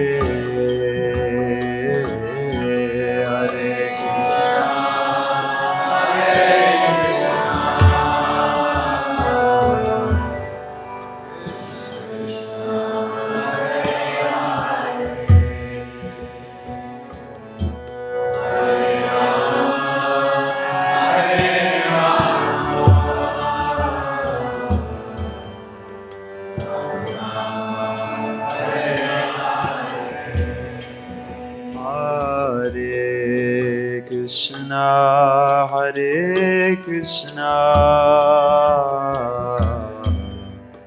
Krishna Krishna, Hare Hare,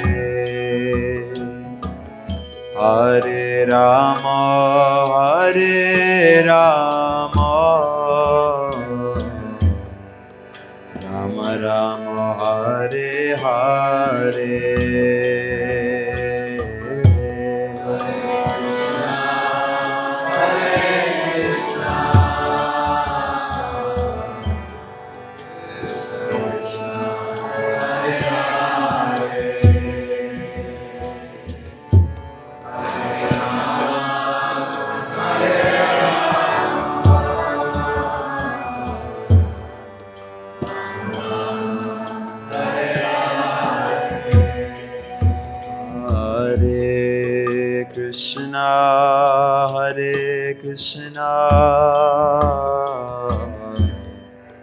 Krishna Krishna Hare Hare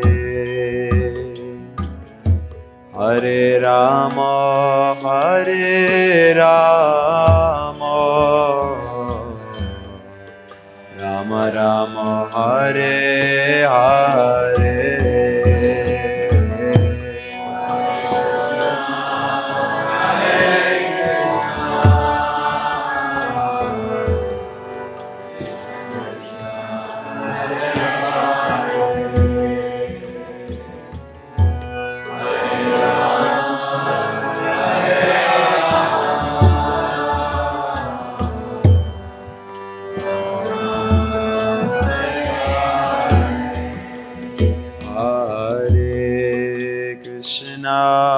Hare Krishna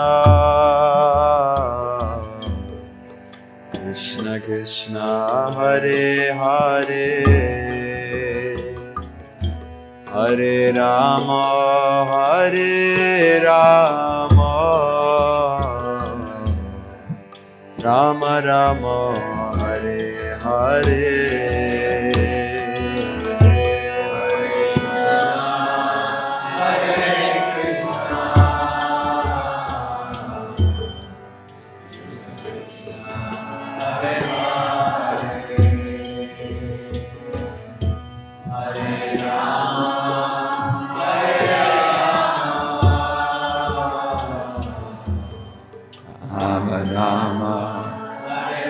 One more time, all of us, please.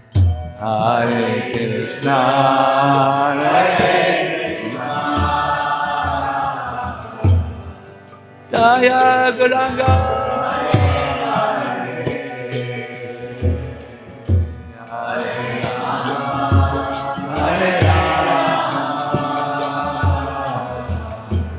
Rama Rama Hare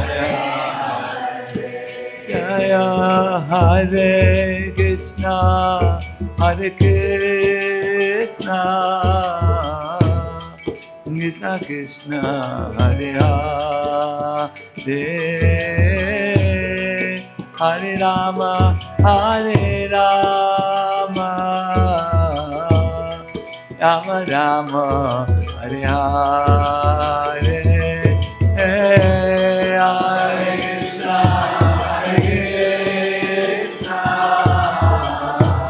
Krishna Krishna Hare Hare Rama Hare Rama Rama Rama Hare Krishna Hare Krishna Krishna Krishna Hare Hare Hare Rama Hare Rama Rama Rama Hare Hare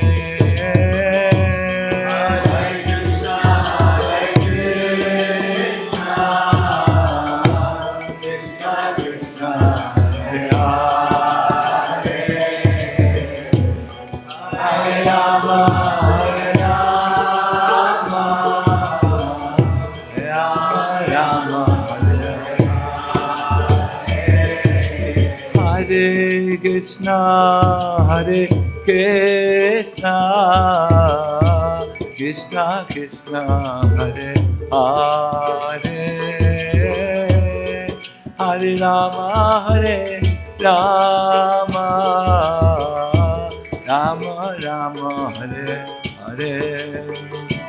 Please sing very fully. Hare Krishna, Hare Krishna. Yes. Yes, Krishna Krishna Hare Hare, Hare Rama Hare Rama,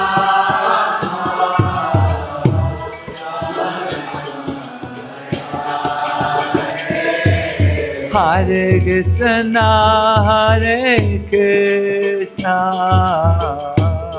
Krishna Krishna Hare Hare. Hare Rama, Hare Rama, Rama Rama Hare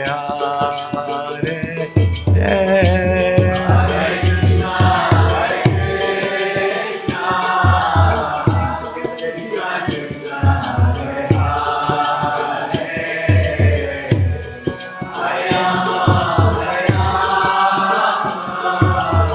Hey go! Hey go! Hare Krishna, Hare Krishna, Krishna Krishna, Hare Hare, Hare Rama, Hare Rama, Rama Rama, Hare Hare.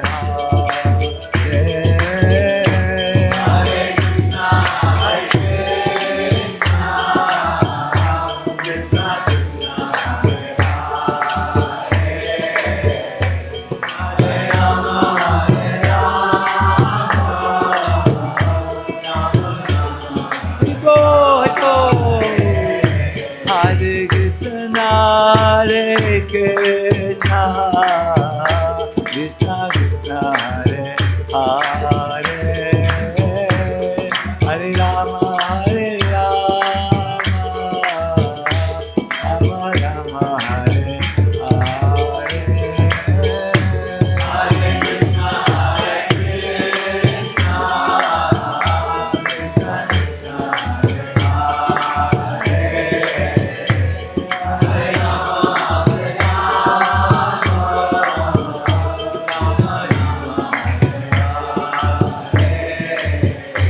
Hare Krishna, Hare Krishna, Krishna Krishna, Hare Hare, Hare Rama, Hare Rama, Rama Rama, Hare Hare.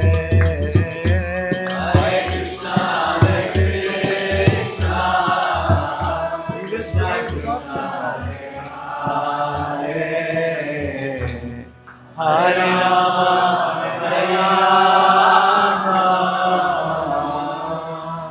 Rama Rama, Hare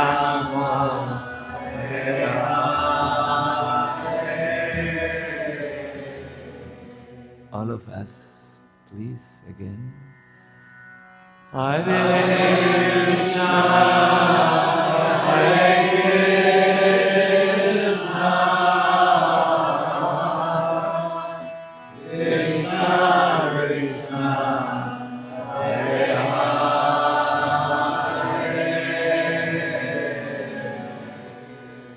Hare Rama, Hare Rama,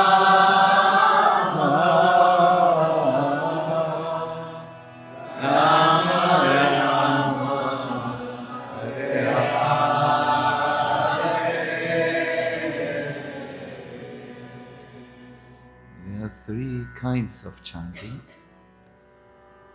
One kind is when you make sure that the sound is properly intonated and received or listened to.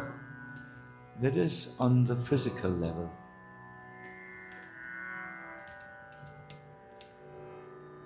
This type of chanting is already something, but we can go a little bit deeper, where we chant with full focus. That means that every single of these divine words in the mantra is totally listened to and received by us.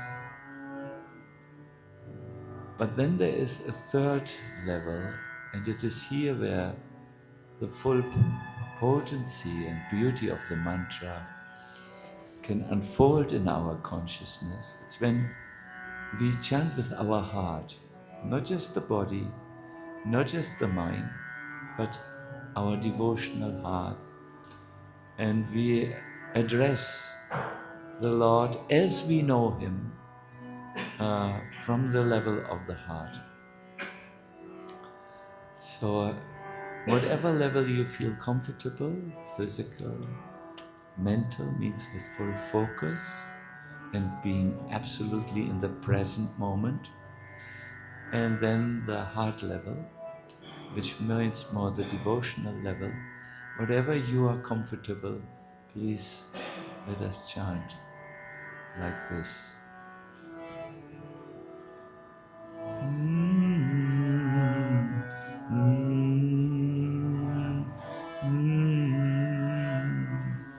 Let's start now. Hare Krishna, Hare Krishna,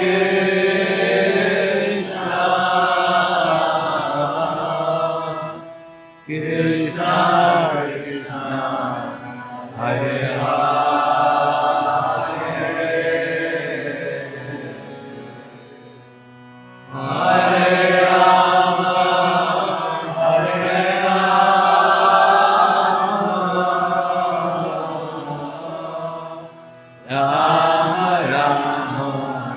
Hare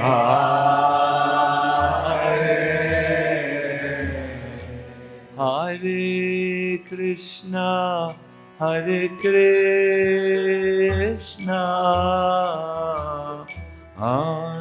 Krishna Krishna, Hare Hare, Hare Rama, Hare Rama,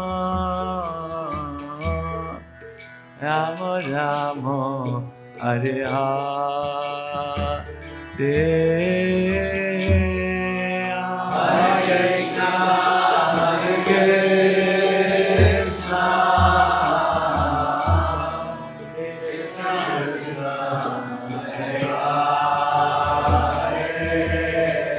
Please sing fully. Hare Rama, Hare Rama, Rama Rama, Hare Hare, Hare Krishna, Hare Krishna, Krishna Krishna, Hare Hare, Hare Rama, Hare Rama, Rama Rama, Hare Hare, Hare Krishna, Hare Krishna, Krishna Krishna, Hare Hare,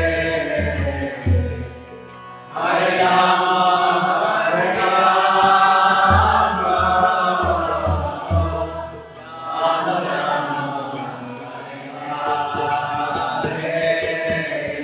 Rama, Hare Krishna, Hare Krishna, Krishna Krishna, Hare Hare, Hare Rama, Hare Rama, Rama Rama, Hare Hare, Hare Krishna, Hare Krishna, Krishna Krishna, Hare Hare,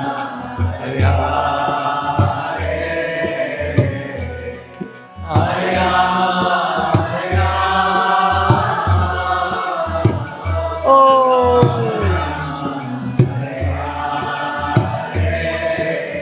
Hare Krishna, Hare Krishna, Krishna Krishna, Hare Hare, Hare Rama, Hare Rama, Rama Rama, Hare Hare, Hare Krishna, Hare Krishna, Krishna Krishna, Hare Rama, Hare Rama, Rama Rama, Hare Hare, Hare Krishna, Hare Krishna, Krishna Krishna, Hare Hare. Hare Rama, Rama Rama, Hare Hare. Hare Krishna, Hare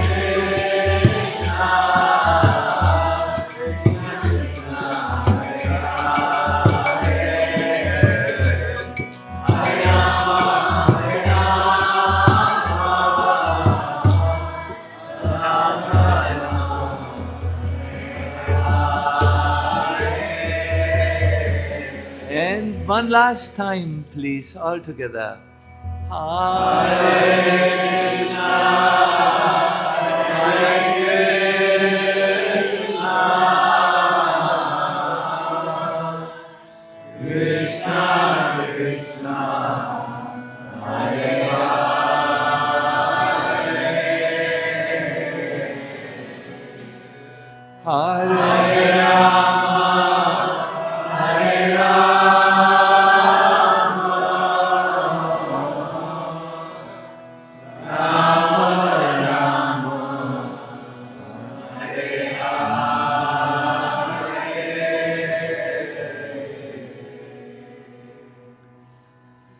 There's one particular temple in Vrindavan, India.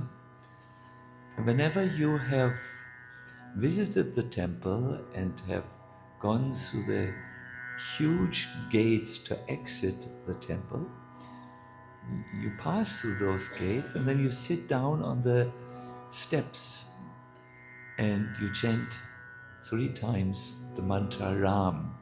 So I will chant 1 time and then we will all conclude by chanting 3 times Ram. And again, please try to enter with your mind into the power of Ram.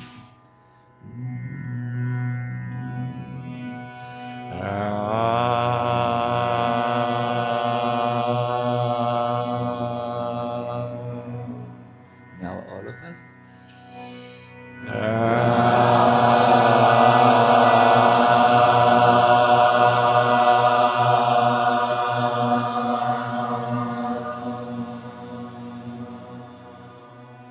Very deep inhale.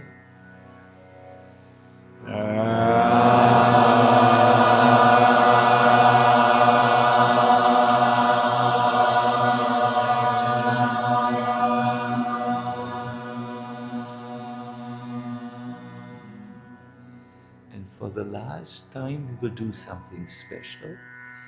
Let the first Ra be shorter and then you close your mouth and let the Ram resonate in your entire body. So deep inhale now.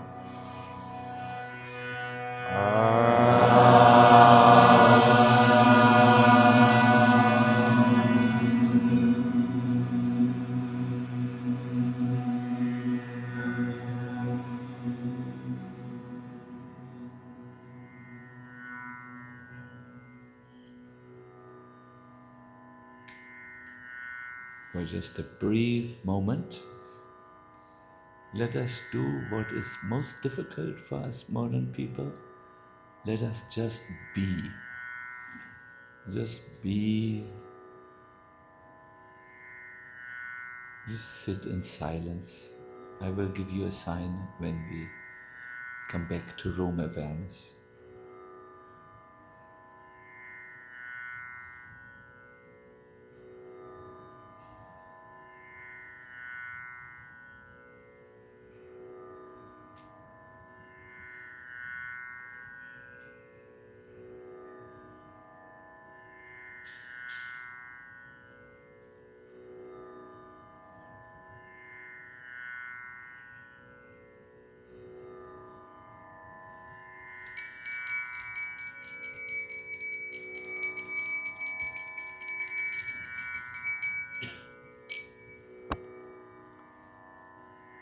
Give yourself the time to come back to room awareness.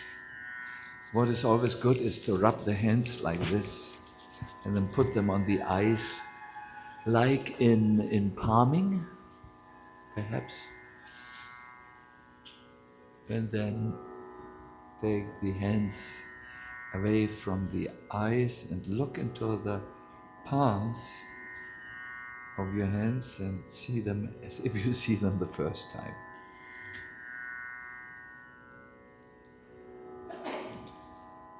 I want to thank you very much for so kindly providing really what is it exactly? The platform, perhaps, in which these spiritual subject matters could be discussed and in which the chanting could be done. I'm very grateful. I always tell my audience at the end, I'm sorry that sometimes I take a very forthcoming language and a forthcoming style to make the points, but really behind this is just a simple person, simple monk who wants that these spiritual subject matters that are so elevated perhaps are given attention to, and because I'm sure that when there is attention on these spiritual subjects, we immediately think, wow, this is good. Let me see if I can incorporate perhaps one or two of these points. So I thank you very much. Now I'm totally my normal self, a joyful old man. Thank you so much, and I will give the microphone to Hari Prasad. Thank you so much. Thank you for all the musicians. Yeah, Deeply full appreciate it. applause, I would say.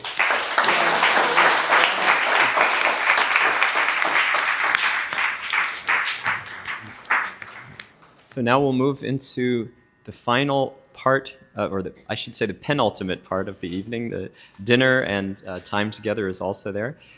So we'll have Q&A. If you have questions, please raise your hands and I will bring the microphone. Sorry? Okay. Oh, Rasanath is suggesting maybe take a moment to reflect on what you've heard and what you have questions about. I think that could be helpful. So before we go straight into it, just take a moment to reflect. You can even write down your questions. Make them very thoughtful.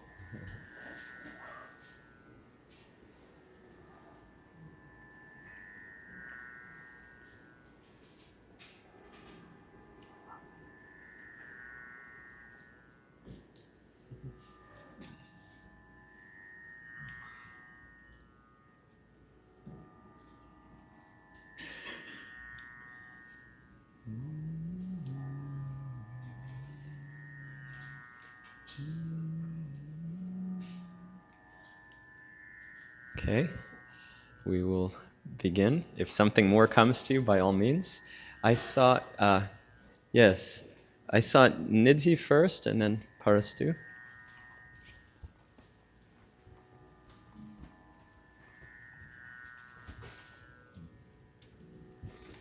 Thank you so much for this really wonderful class, Maharaj. My question is trying to untangle pride. How do we recognize the feeling of pride? When does responsibility move from taking responsibility to becoming prideful? An example is that, say you have contributed a lot to a project, to a publication, and that you are perhaps not given the recognition for the effort you have put in. So when do you really take responsibility of the recognition, and when does this recognition in turn become prideful?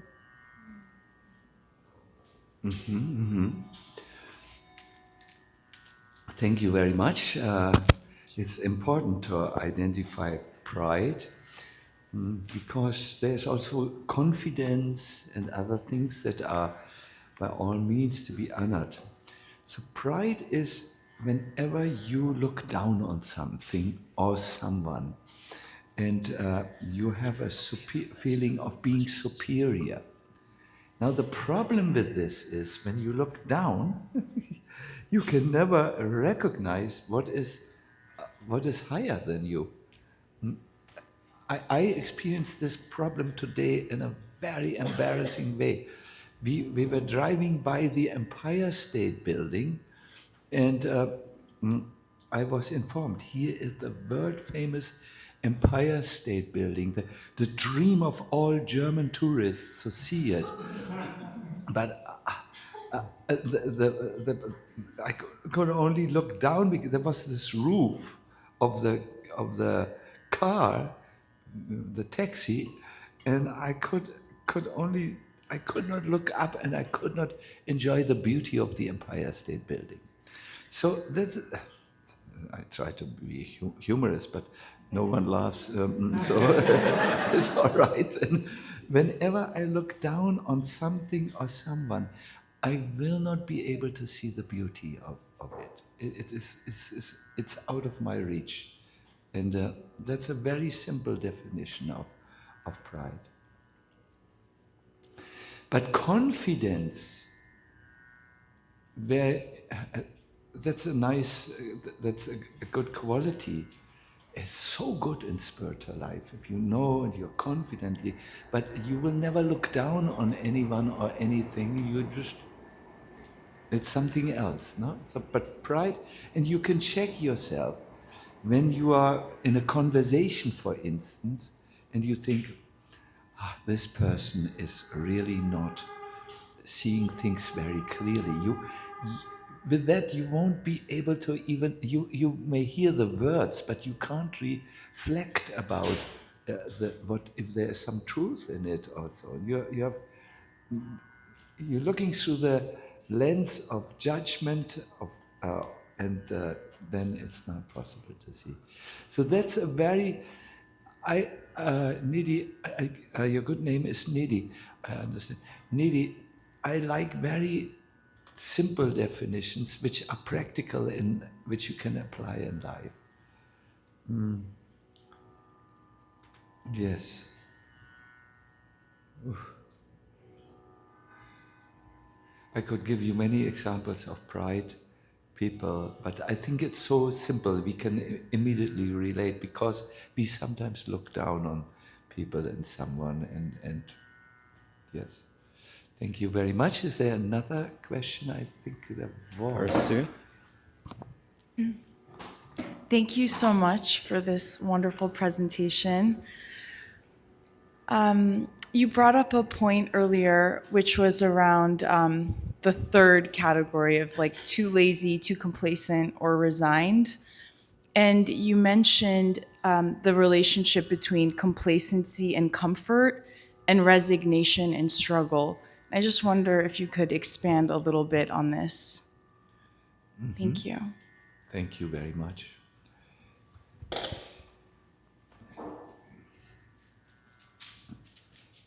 When you are complacent, you usually are in your comfort zone. Now that's a very interesting word, and it can be interpreted in certain ways. Comfort zone. You do what you always do, and you because it brings you some comfort, some happiness, and then when you come out of your comfort zone, or when you are called to go out of the comfort zone, it's very, very difficult to do that for you, because your comfort zone is a prison with invisible prison bars that keeps you there. And some people are very, very afraid of leaving their comfort zone.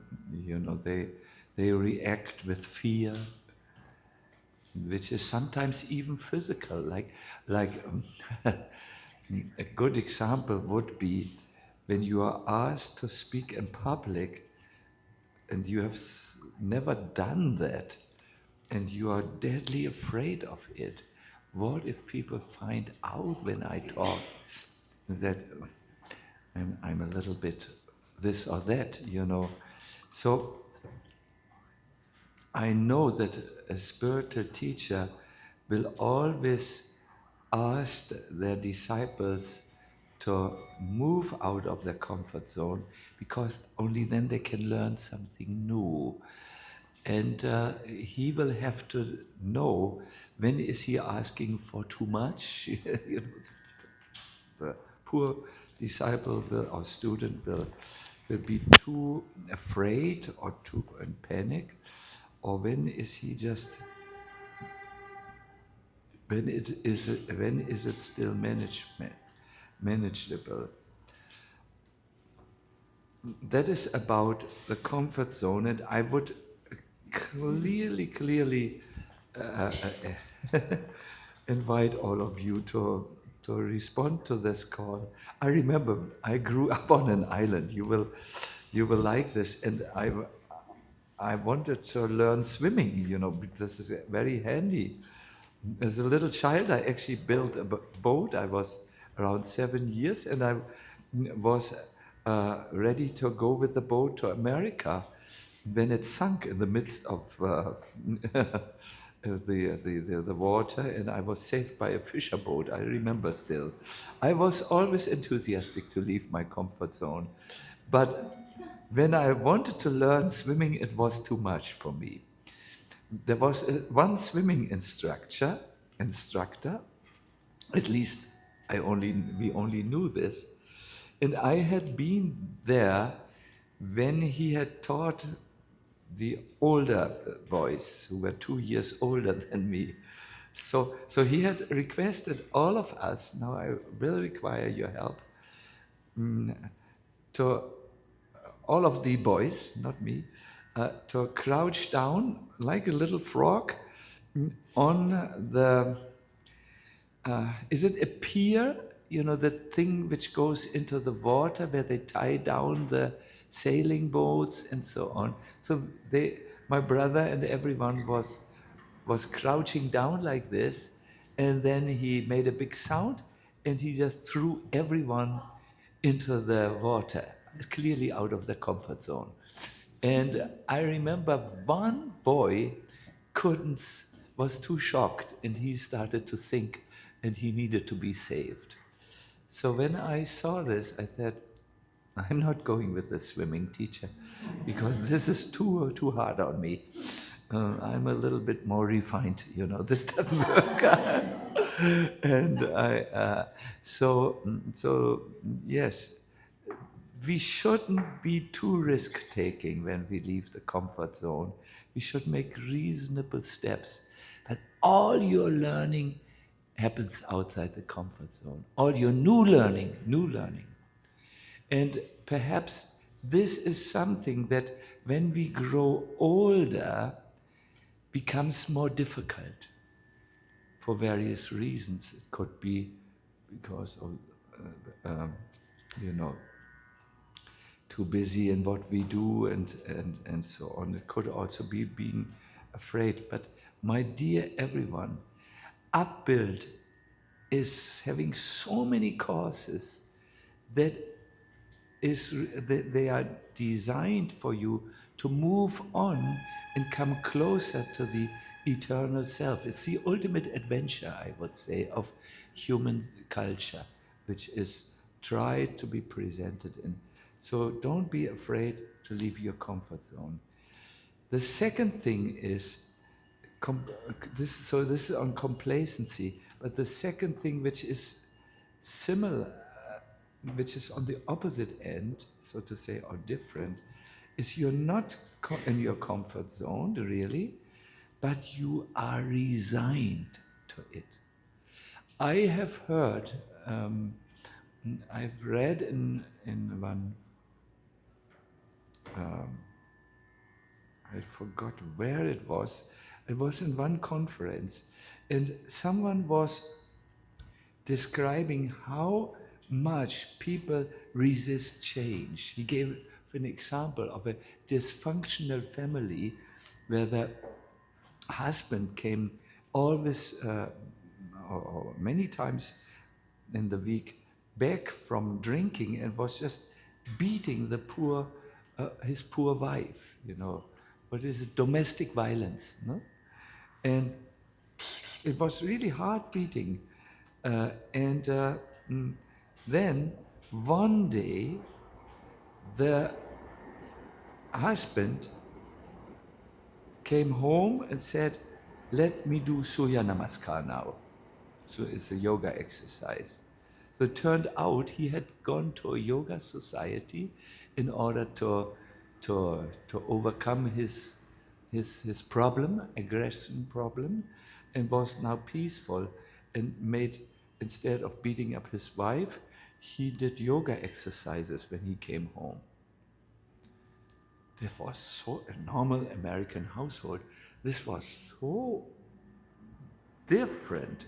And so, and now, do you think the family liked it? No. This is strange. This is they had resigned themselves to one type of life, and when it was changed, it became a problem.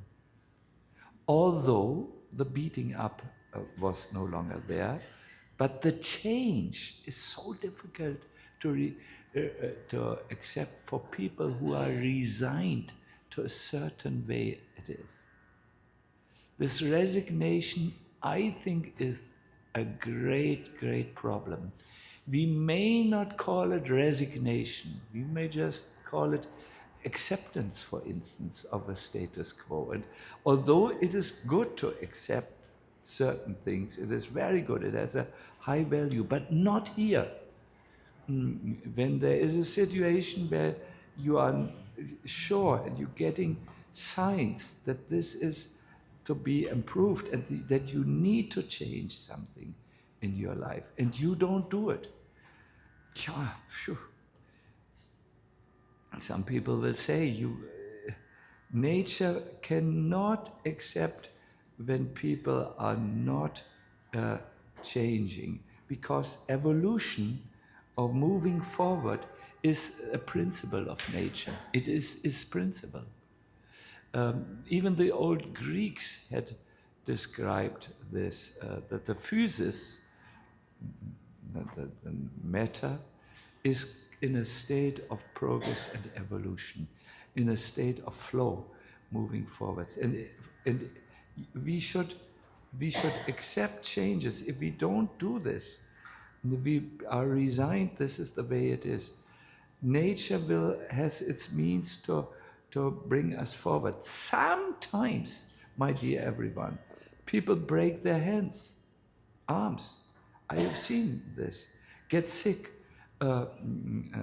Because now we can't reduce all illnesses and bone-breaking events.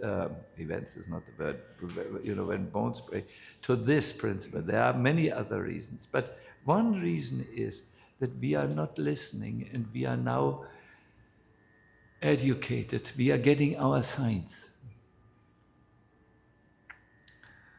I so much saw this when I developed one type of, I had very strong varicose veins, and it was a problem, really, that I could not move forward.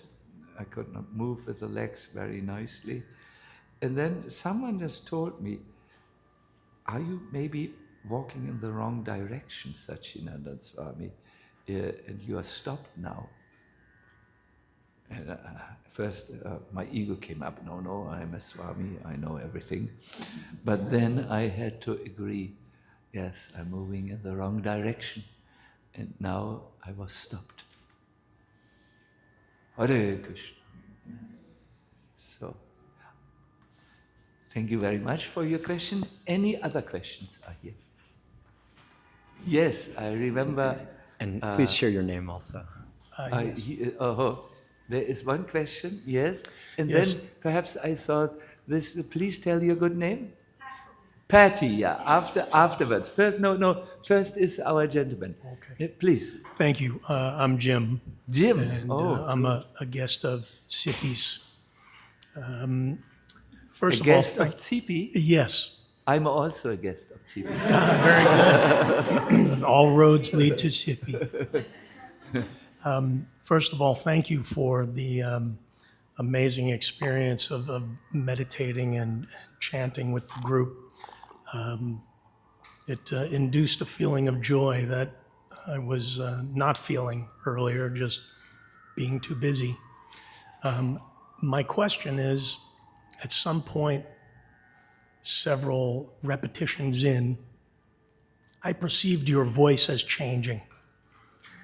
And even as I ask the question now, I'm wondering if I just heard it differently at some point, but it almost sounded like you were singing in a different voice than you started in. And curious if I'm imagining it, or if not, is there any meaning that I could take from that experience? Oh, you're wonderful, Jim. I thank you very much for this question, which is personal, and I think in such a gathering, it is good to reveal our hearts. There are two reasons. One is a purely biological reason, but that's not the main reason, no physical reason I wanted to say. The second reason is indeed something which has a more, let us say, which is more connected with the spirit inside. The physical reason is just I have sung very much. America is for me the land of song. I sing from morning till evening, more or less, because I'm invited to give lectures or participate in concerts and so on. Yesterday I was so bold, I sang in Washington Square Park. Why not? Yeah. So therefore the voice is a little broken, but when I sing it a few times, the voice gets somehow, I think the vocal cords gets circulated, the blood circulation is there and warms it up, and then it's easier for them to vibrate. But that's not I think what you perceived or what you relate to. It is like this. When you enter this chanting and you are able to give yourself to the chanting, you enter deeper and deeper levels of awareness. It's really that the mantra brings you there. The word mantra is interesting. Man and tra are the two syllables. In Sanskrit, every syllable means something. It's different than in other languages, where only the syllables together mean something. Here, man means manas, the mind, and tra comes from the verb trayate. It means to free the mind. Therefore, you make this experience as you were chanting, that your state of consciousness did change and you became joyful. And I think that was the word you used, yes. Light-hearted, perhaps we could say also. So that happens to everyone, and when you sing from that state of joy, it's different than if you chant or sing from the state of busy mind and you're just getting into the practice. There are unlimited depths, Jim, in chanting the mantra. Sometimes people say, but you're chanting always the same. I mean, we get it. Hare Krishna and so on. Why not variety? See, wherever I travel, I have this book with me. It is just one songbook which has 400 or so pages with many songs, but I have at home a full shelf like this with thousands of songs and mantras. It's not that this culture lacks variety and is monotonous, but that it's more like this. The mantra acts as a gate through which you go and experience deeper things. You don't need to change a town gate if you want to use such an example. Everyone can go through the town gate.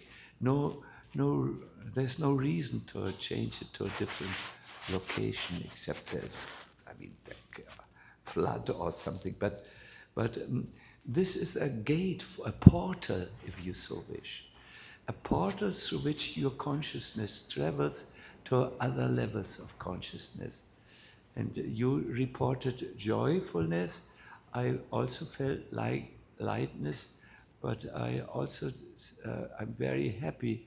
For me, it's important to enter into something like devotion, Yeah. Thank you, Jim. I'm totally impressed, and congratulations that you could, so to say, give yourself to this practice, because sometimes we have our blockages. One being the mind is too busy, or we are too proud. No, this is no. I not for me. We are looking down on it or whatever. But not you. Maybe because you're a guest of Tsipi. Thank you. Yes, he was Patty, I believe, no? I'm sorry? He did pass the mic to a different singer. There was a second singer during the, yes, did you see this? That there was actually a different person singing for. Oh, that's right. No.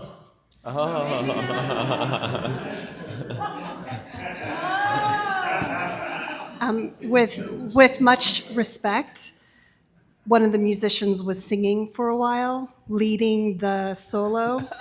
So when he said it sounded like a completely different person, I think we just need to acknowledge the reality. There was a different person that sang the lead for a part of this. Oh, there is a simple explanation. This was, by the way, Gaur Krishna, who was singing.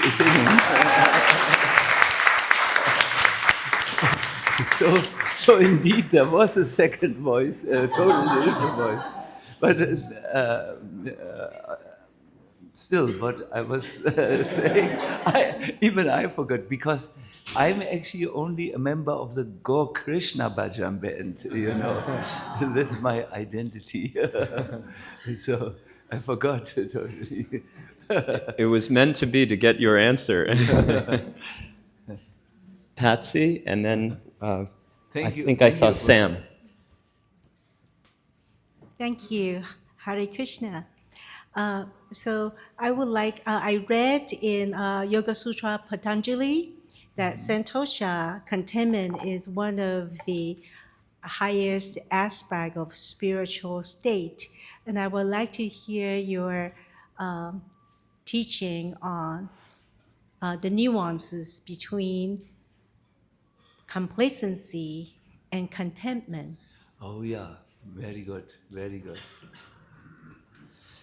Yeah, complacency really stifles us or arrests us in our comfort zone, if you so want. And contentment is something that is very much dealt with in the yoga tradition. I have put a whole chapter in the meditation, reserved it. See, contentment is a state that is not affected by the fluctuations of happiness and distress. It's an underlying quality. It's, so to say, an underground river, and if you can access it, you can be content and accepting even in adverse circumstances. It is a state that is very much informed by the self. For the self, happiness and distress is not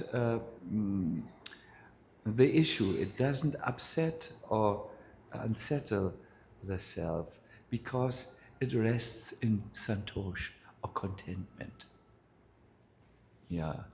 Contentment does not block your spiritual person. A content person is very curious to, oh yes, he likes to learn new things. No? Wonderful. Patsy, no? I have seen you on YouTube. No, in the Zoom. Yeah, yes. Zoom. There's a difference, okay. Yeah. Yeah. Thank you. Sam? Thank you. I asked a question a few weeks ago in the Wednesday, the Remembering Who We Are. Yeah. That morning I had, in a kind of silly thing, I didn't get an award that I thought I was going to get. And I said, I'm very present to this feeling of not getting recognition and how much I yearn it. And you said something, you said, well, first I'm jet lagged, and it was the end of the session, and but you said the yearning for recognition comes from not feeling like you're enough, like you're good enough. And that really hit me. It was very helpful despite your jet lag. It was exactly what I needed to hear. It made a lot of sense. But I'm just wondering, you also said, ask me again when I'm not jet lagged. So I'm asking you again, and in the context of what you've said today, if you can make any connections to your talk. Yes, about seeking external validation and being dependent on this. Yes, this happens when we are not having internal validation. That the Sanskrit commentaries say that you say enough is enough. You know what in that sense that what I have is enough, and it is enough. That this feeling of saying what is enough and being content with it comes from contentment. A person who looks for external validation will never actually get enough, because in the external world you won't be always validated, even if you have won many awards and so on. There will be people who criticize you. This is what you get in the external world. You get always fluctuations. When you have one thing, you get also the opposite to it. It's a dualistic world. People who are famous, they always get, they also get criticized. It's a price for being famous. You can't get the day without the night. You can't get a coin without there's the head and the tail. In this world, your pleasure is always mixed with the opposite. It always comes. So when you are happy internally, you can say, what is given to me now, that is enough. An example is given. To protect your feet from stones and pebbles, you do not have to put leather all around the world where you might go. A pair of shoes is enough. So when you have this inner validation, if you actually, let me say, are properly situated in your life, then you can have this. I would like to give you an example for my own life.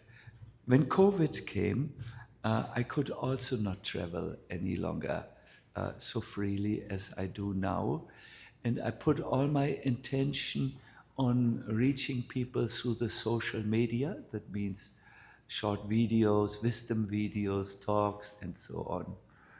And I could see that at that moment, the internet was full with people who were in the same situation like me, who put videos out, wisdom videos. And in the very beginning, I saw a shadow of jealousy in me appearing, because their content appeared not to be so well researched, but they got so many hits, much more, millions of hits than I got. And I felt, oh, now I put all this effort in the video producing videos, but it's not validated by the world. And I felt grief. It was a shadow, it was a passing cloud, not so serious. Then I thought, my God, let us look into this. Why do you feel grief? You should be joyful that others are well attended to and so on. And see, is your value dependent on others? In Germany, we have a saying, 50,000 flies like stool. Do please like it also. Majority, 50,000. 50,000 flies like stool. You should also like it. Because others, something doesn't become valuable and you don't become invaluable depending on the opinion of majority or others and so on. But you have to see, can you really say it's enough? Are you really developed spiritually? Have you put an attention to the inner work? Do you really feel some spiritual satisfaction and so on? If not, then you will always be disturbed by others when they withhold their validation from you. So the moment you put attention to your own spiritual well-being, you will be like a person who has eaten enough and who doesn't need to hunger and lust for the for various preparations, donuts. What is it? Donald? No, that's the president. Donuts. I'm sorry. So you don't need any longer this. You have eaten. You are satisfied. You can say, it's enough. I really don't need more. Thank you for offering, but it is not required at the moment. You are satiated inside. Thank you. Your good name again? I forgot. Sam, yes. I do remember Sam. And you were so gracious and kind that you didn't mind that I was not in. When you just like the thinking is not so clear. Good. We will take one last question. Yes. And that's okay. And please share your name. If everything is inside of us and we're not chasing that reflection of a necklace, if we're contemplating a change, how do we know that it's the right change versus a distraction? Wonderful question. Your good name, please? Paola. Paola, yes.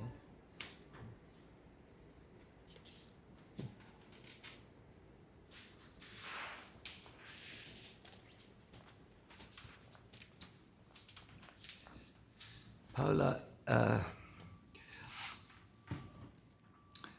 because this is a mighty subject, a big subject, you might like to deepen it in conversations with the upper team, but the change which is right is opposed to the change which is not for us has always something to do with finding your Dharma versus not finding your Dharma. If you find this is my path, this is my purpose, I may not have yet attained it, but I can see it clearly before my eyes, and I'm changing my present situation in order to walk my path, then it's always good. But if you change your present situation for something that is not your Dharma, not your purpose, that's not in your in your Dharma house, so to say, then you will set yourself up for troubles. So, because you give up something for something that is not meant for you. So, to find out, have you heard the word Dharma before? Yeah. To find out your Dharma, then, what is your true Dharma?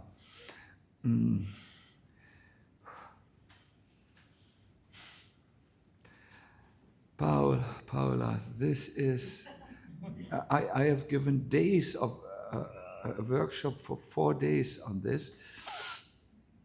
Here I will make it very simple.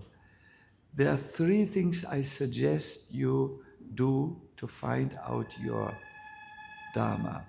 Listen, please, carefully. The first thing is discuss with trusted friends, how do you see me? What are my strengths? For instance, if I would sit down with our gracious host, I would say practical things like fixing bicycles is not in your Dharma. Mother is knowing best, no? Is it some? But speaking, thinking, oh, you are so nicely situated. You are able to contribute. Your heart is good, and your intelligence is good. Your ability to understand and distribute content is good, and so on. So sometimes we need friends because we sometimes want the wrong thing. Like, I am not a good manager by all standards which you use. And but I sometimes thought, not now, now I'm a little wise, that I should manage. After all, my father was a big manager. So then people came and told me, yeah, you have other strengths. This, if you can find people who talk honestly with you, not just who are not just losing themselves in socially acceptable phrases which say and mean nothing. You know, if you can find people who are there, that's good. The next thing is, Paula, find, search where is your unique talent. Talent is usually a gift that is given to us. Can you sing nicely? Can you paint? Can you consult? Can you coach? And the third question is very simple. It's so simple, but it's so effective. Imagine, Paula, money would not be an issue. What would you do with your free time? Maybe you would go on an island and develop a swimming school, or I don't know, And usually what comes up when we ask this question is something that we can pursue and which leads us in the right direction. If you can drop everything, even social expectations in you, the need for money, all these external considerations. Yes. So I thank you very, very much. And as So Paula asked a very good question. Find out your purpose, your true path in life, and it's a very good question. Now I think we have engaged enough with questions, meditations, subject matters. Now enough words were spoken. Now we want to see the meal.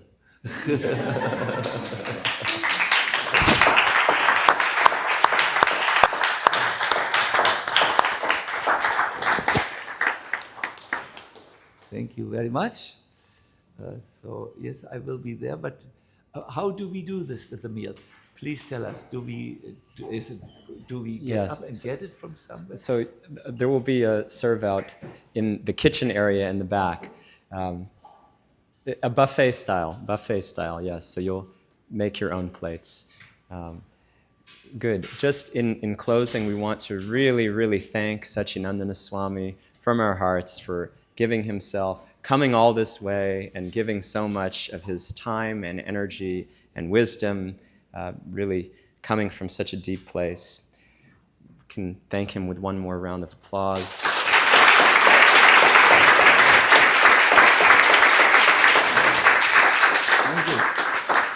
Thank you. Thank you very much. Such an honor. We also are so grateful to each of you for coming out, for making this a priority to be together, be part of our Upbuild community. It means so much, and I think you can all feel something, that there's a connection between us, and it means a lot to one another, I find. So it's beautiful. Thank you so much for that. And just before we have our meal and time to catch up and connect with Sacinandana Swami personally, just a brief word about where to go from here. We have Upbuild exists to help us unlock our true self, to get the blockers out of the way. They all come from our ego, who we think we should be based on this mind and body that is covering the soul. And so we have many different programs, and we have content through podcasts and reflections. We would invite you, if you're not already coming to our Remembering Who We Are weekly gathering, that's where we get to go deeper on an ongoing basis together spiritually. So please come. It's 12 p.m. on Zoom until 12:45 p.m. Eastern Time every week, unless we say otherwise. Each year we've gotten to have Sacinandana Swami as our guest for a special series.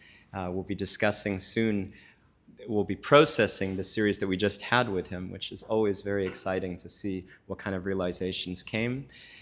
We also, next year, stay tuned for our sort of flagship spiritual course, The Call to Awaken on the Bhagavad Gita, where it's, we're always trying to shift our paradigm, but we find this is one of the most important landmarks within our community for shifting our paradigm. So please do continue to be with us, and you can see Sacinandana Swami also has so much content that you can absorb. You can look him up. So thank you very much. Thank you to everyone who volunteered to help, to our musicians. Deeply appreciate all of you. Tomorrow. And also for those of you who can come, tomorrow we have our full-day mantra meditation retreat, our first ever Upbuild mantra meditation retreat, completely led by Sacinandana Swami from 10 a.m. to 6 p.m. If you have not yet registered and you would like to come, please do register. There is a fee associated with it, purely to cover the cost, but on our website you can find the mantra meditation retreat.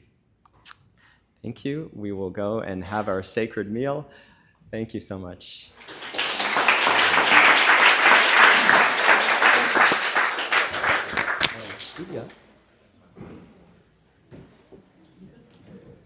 I want to show you something here.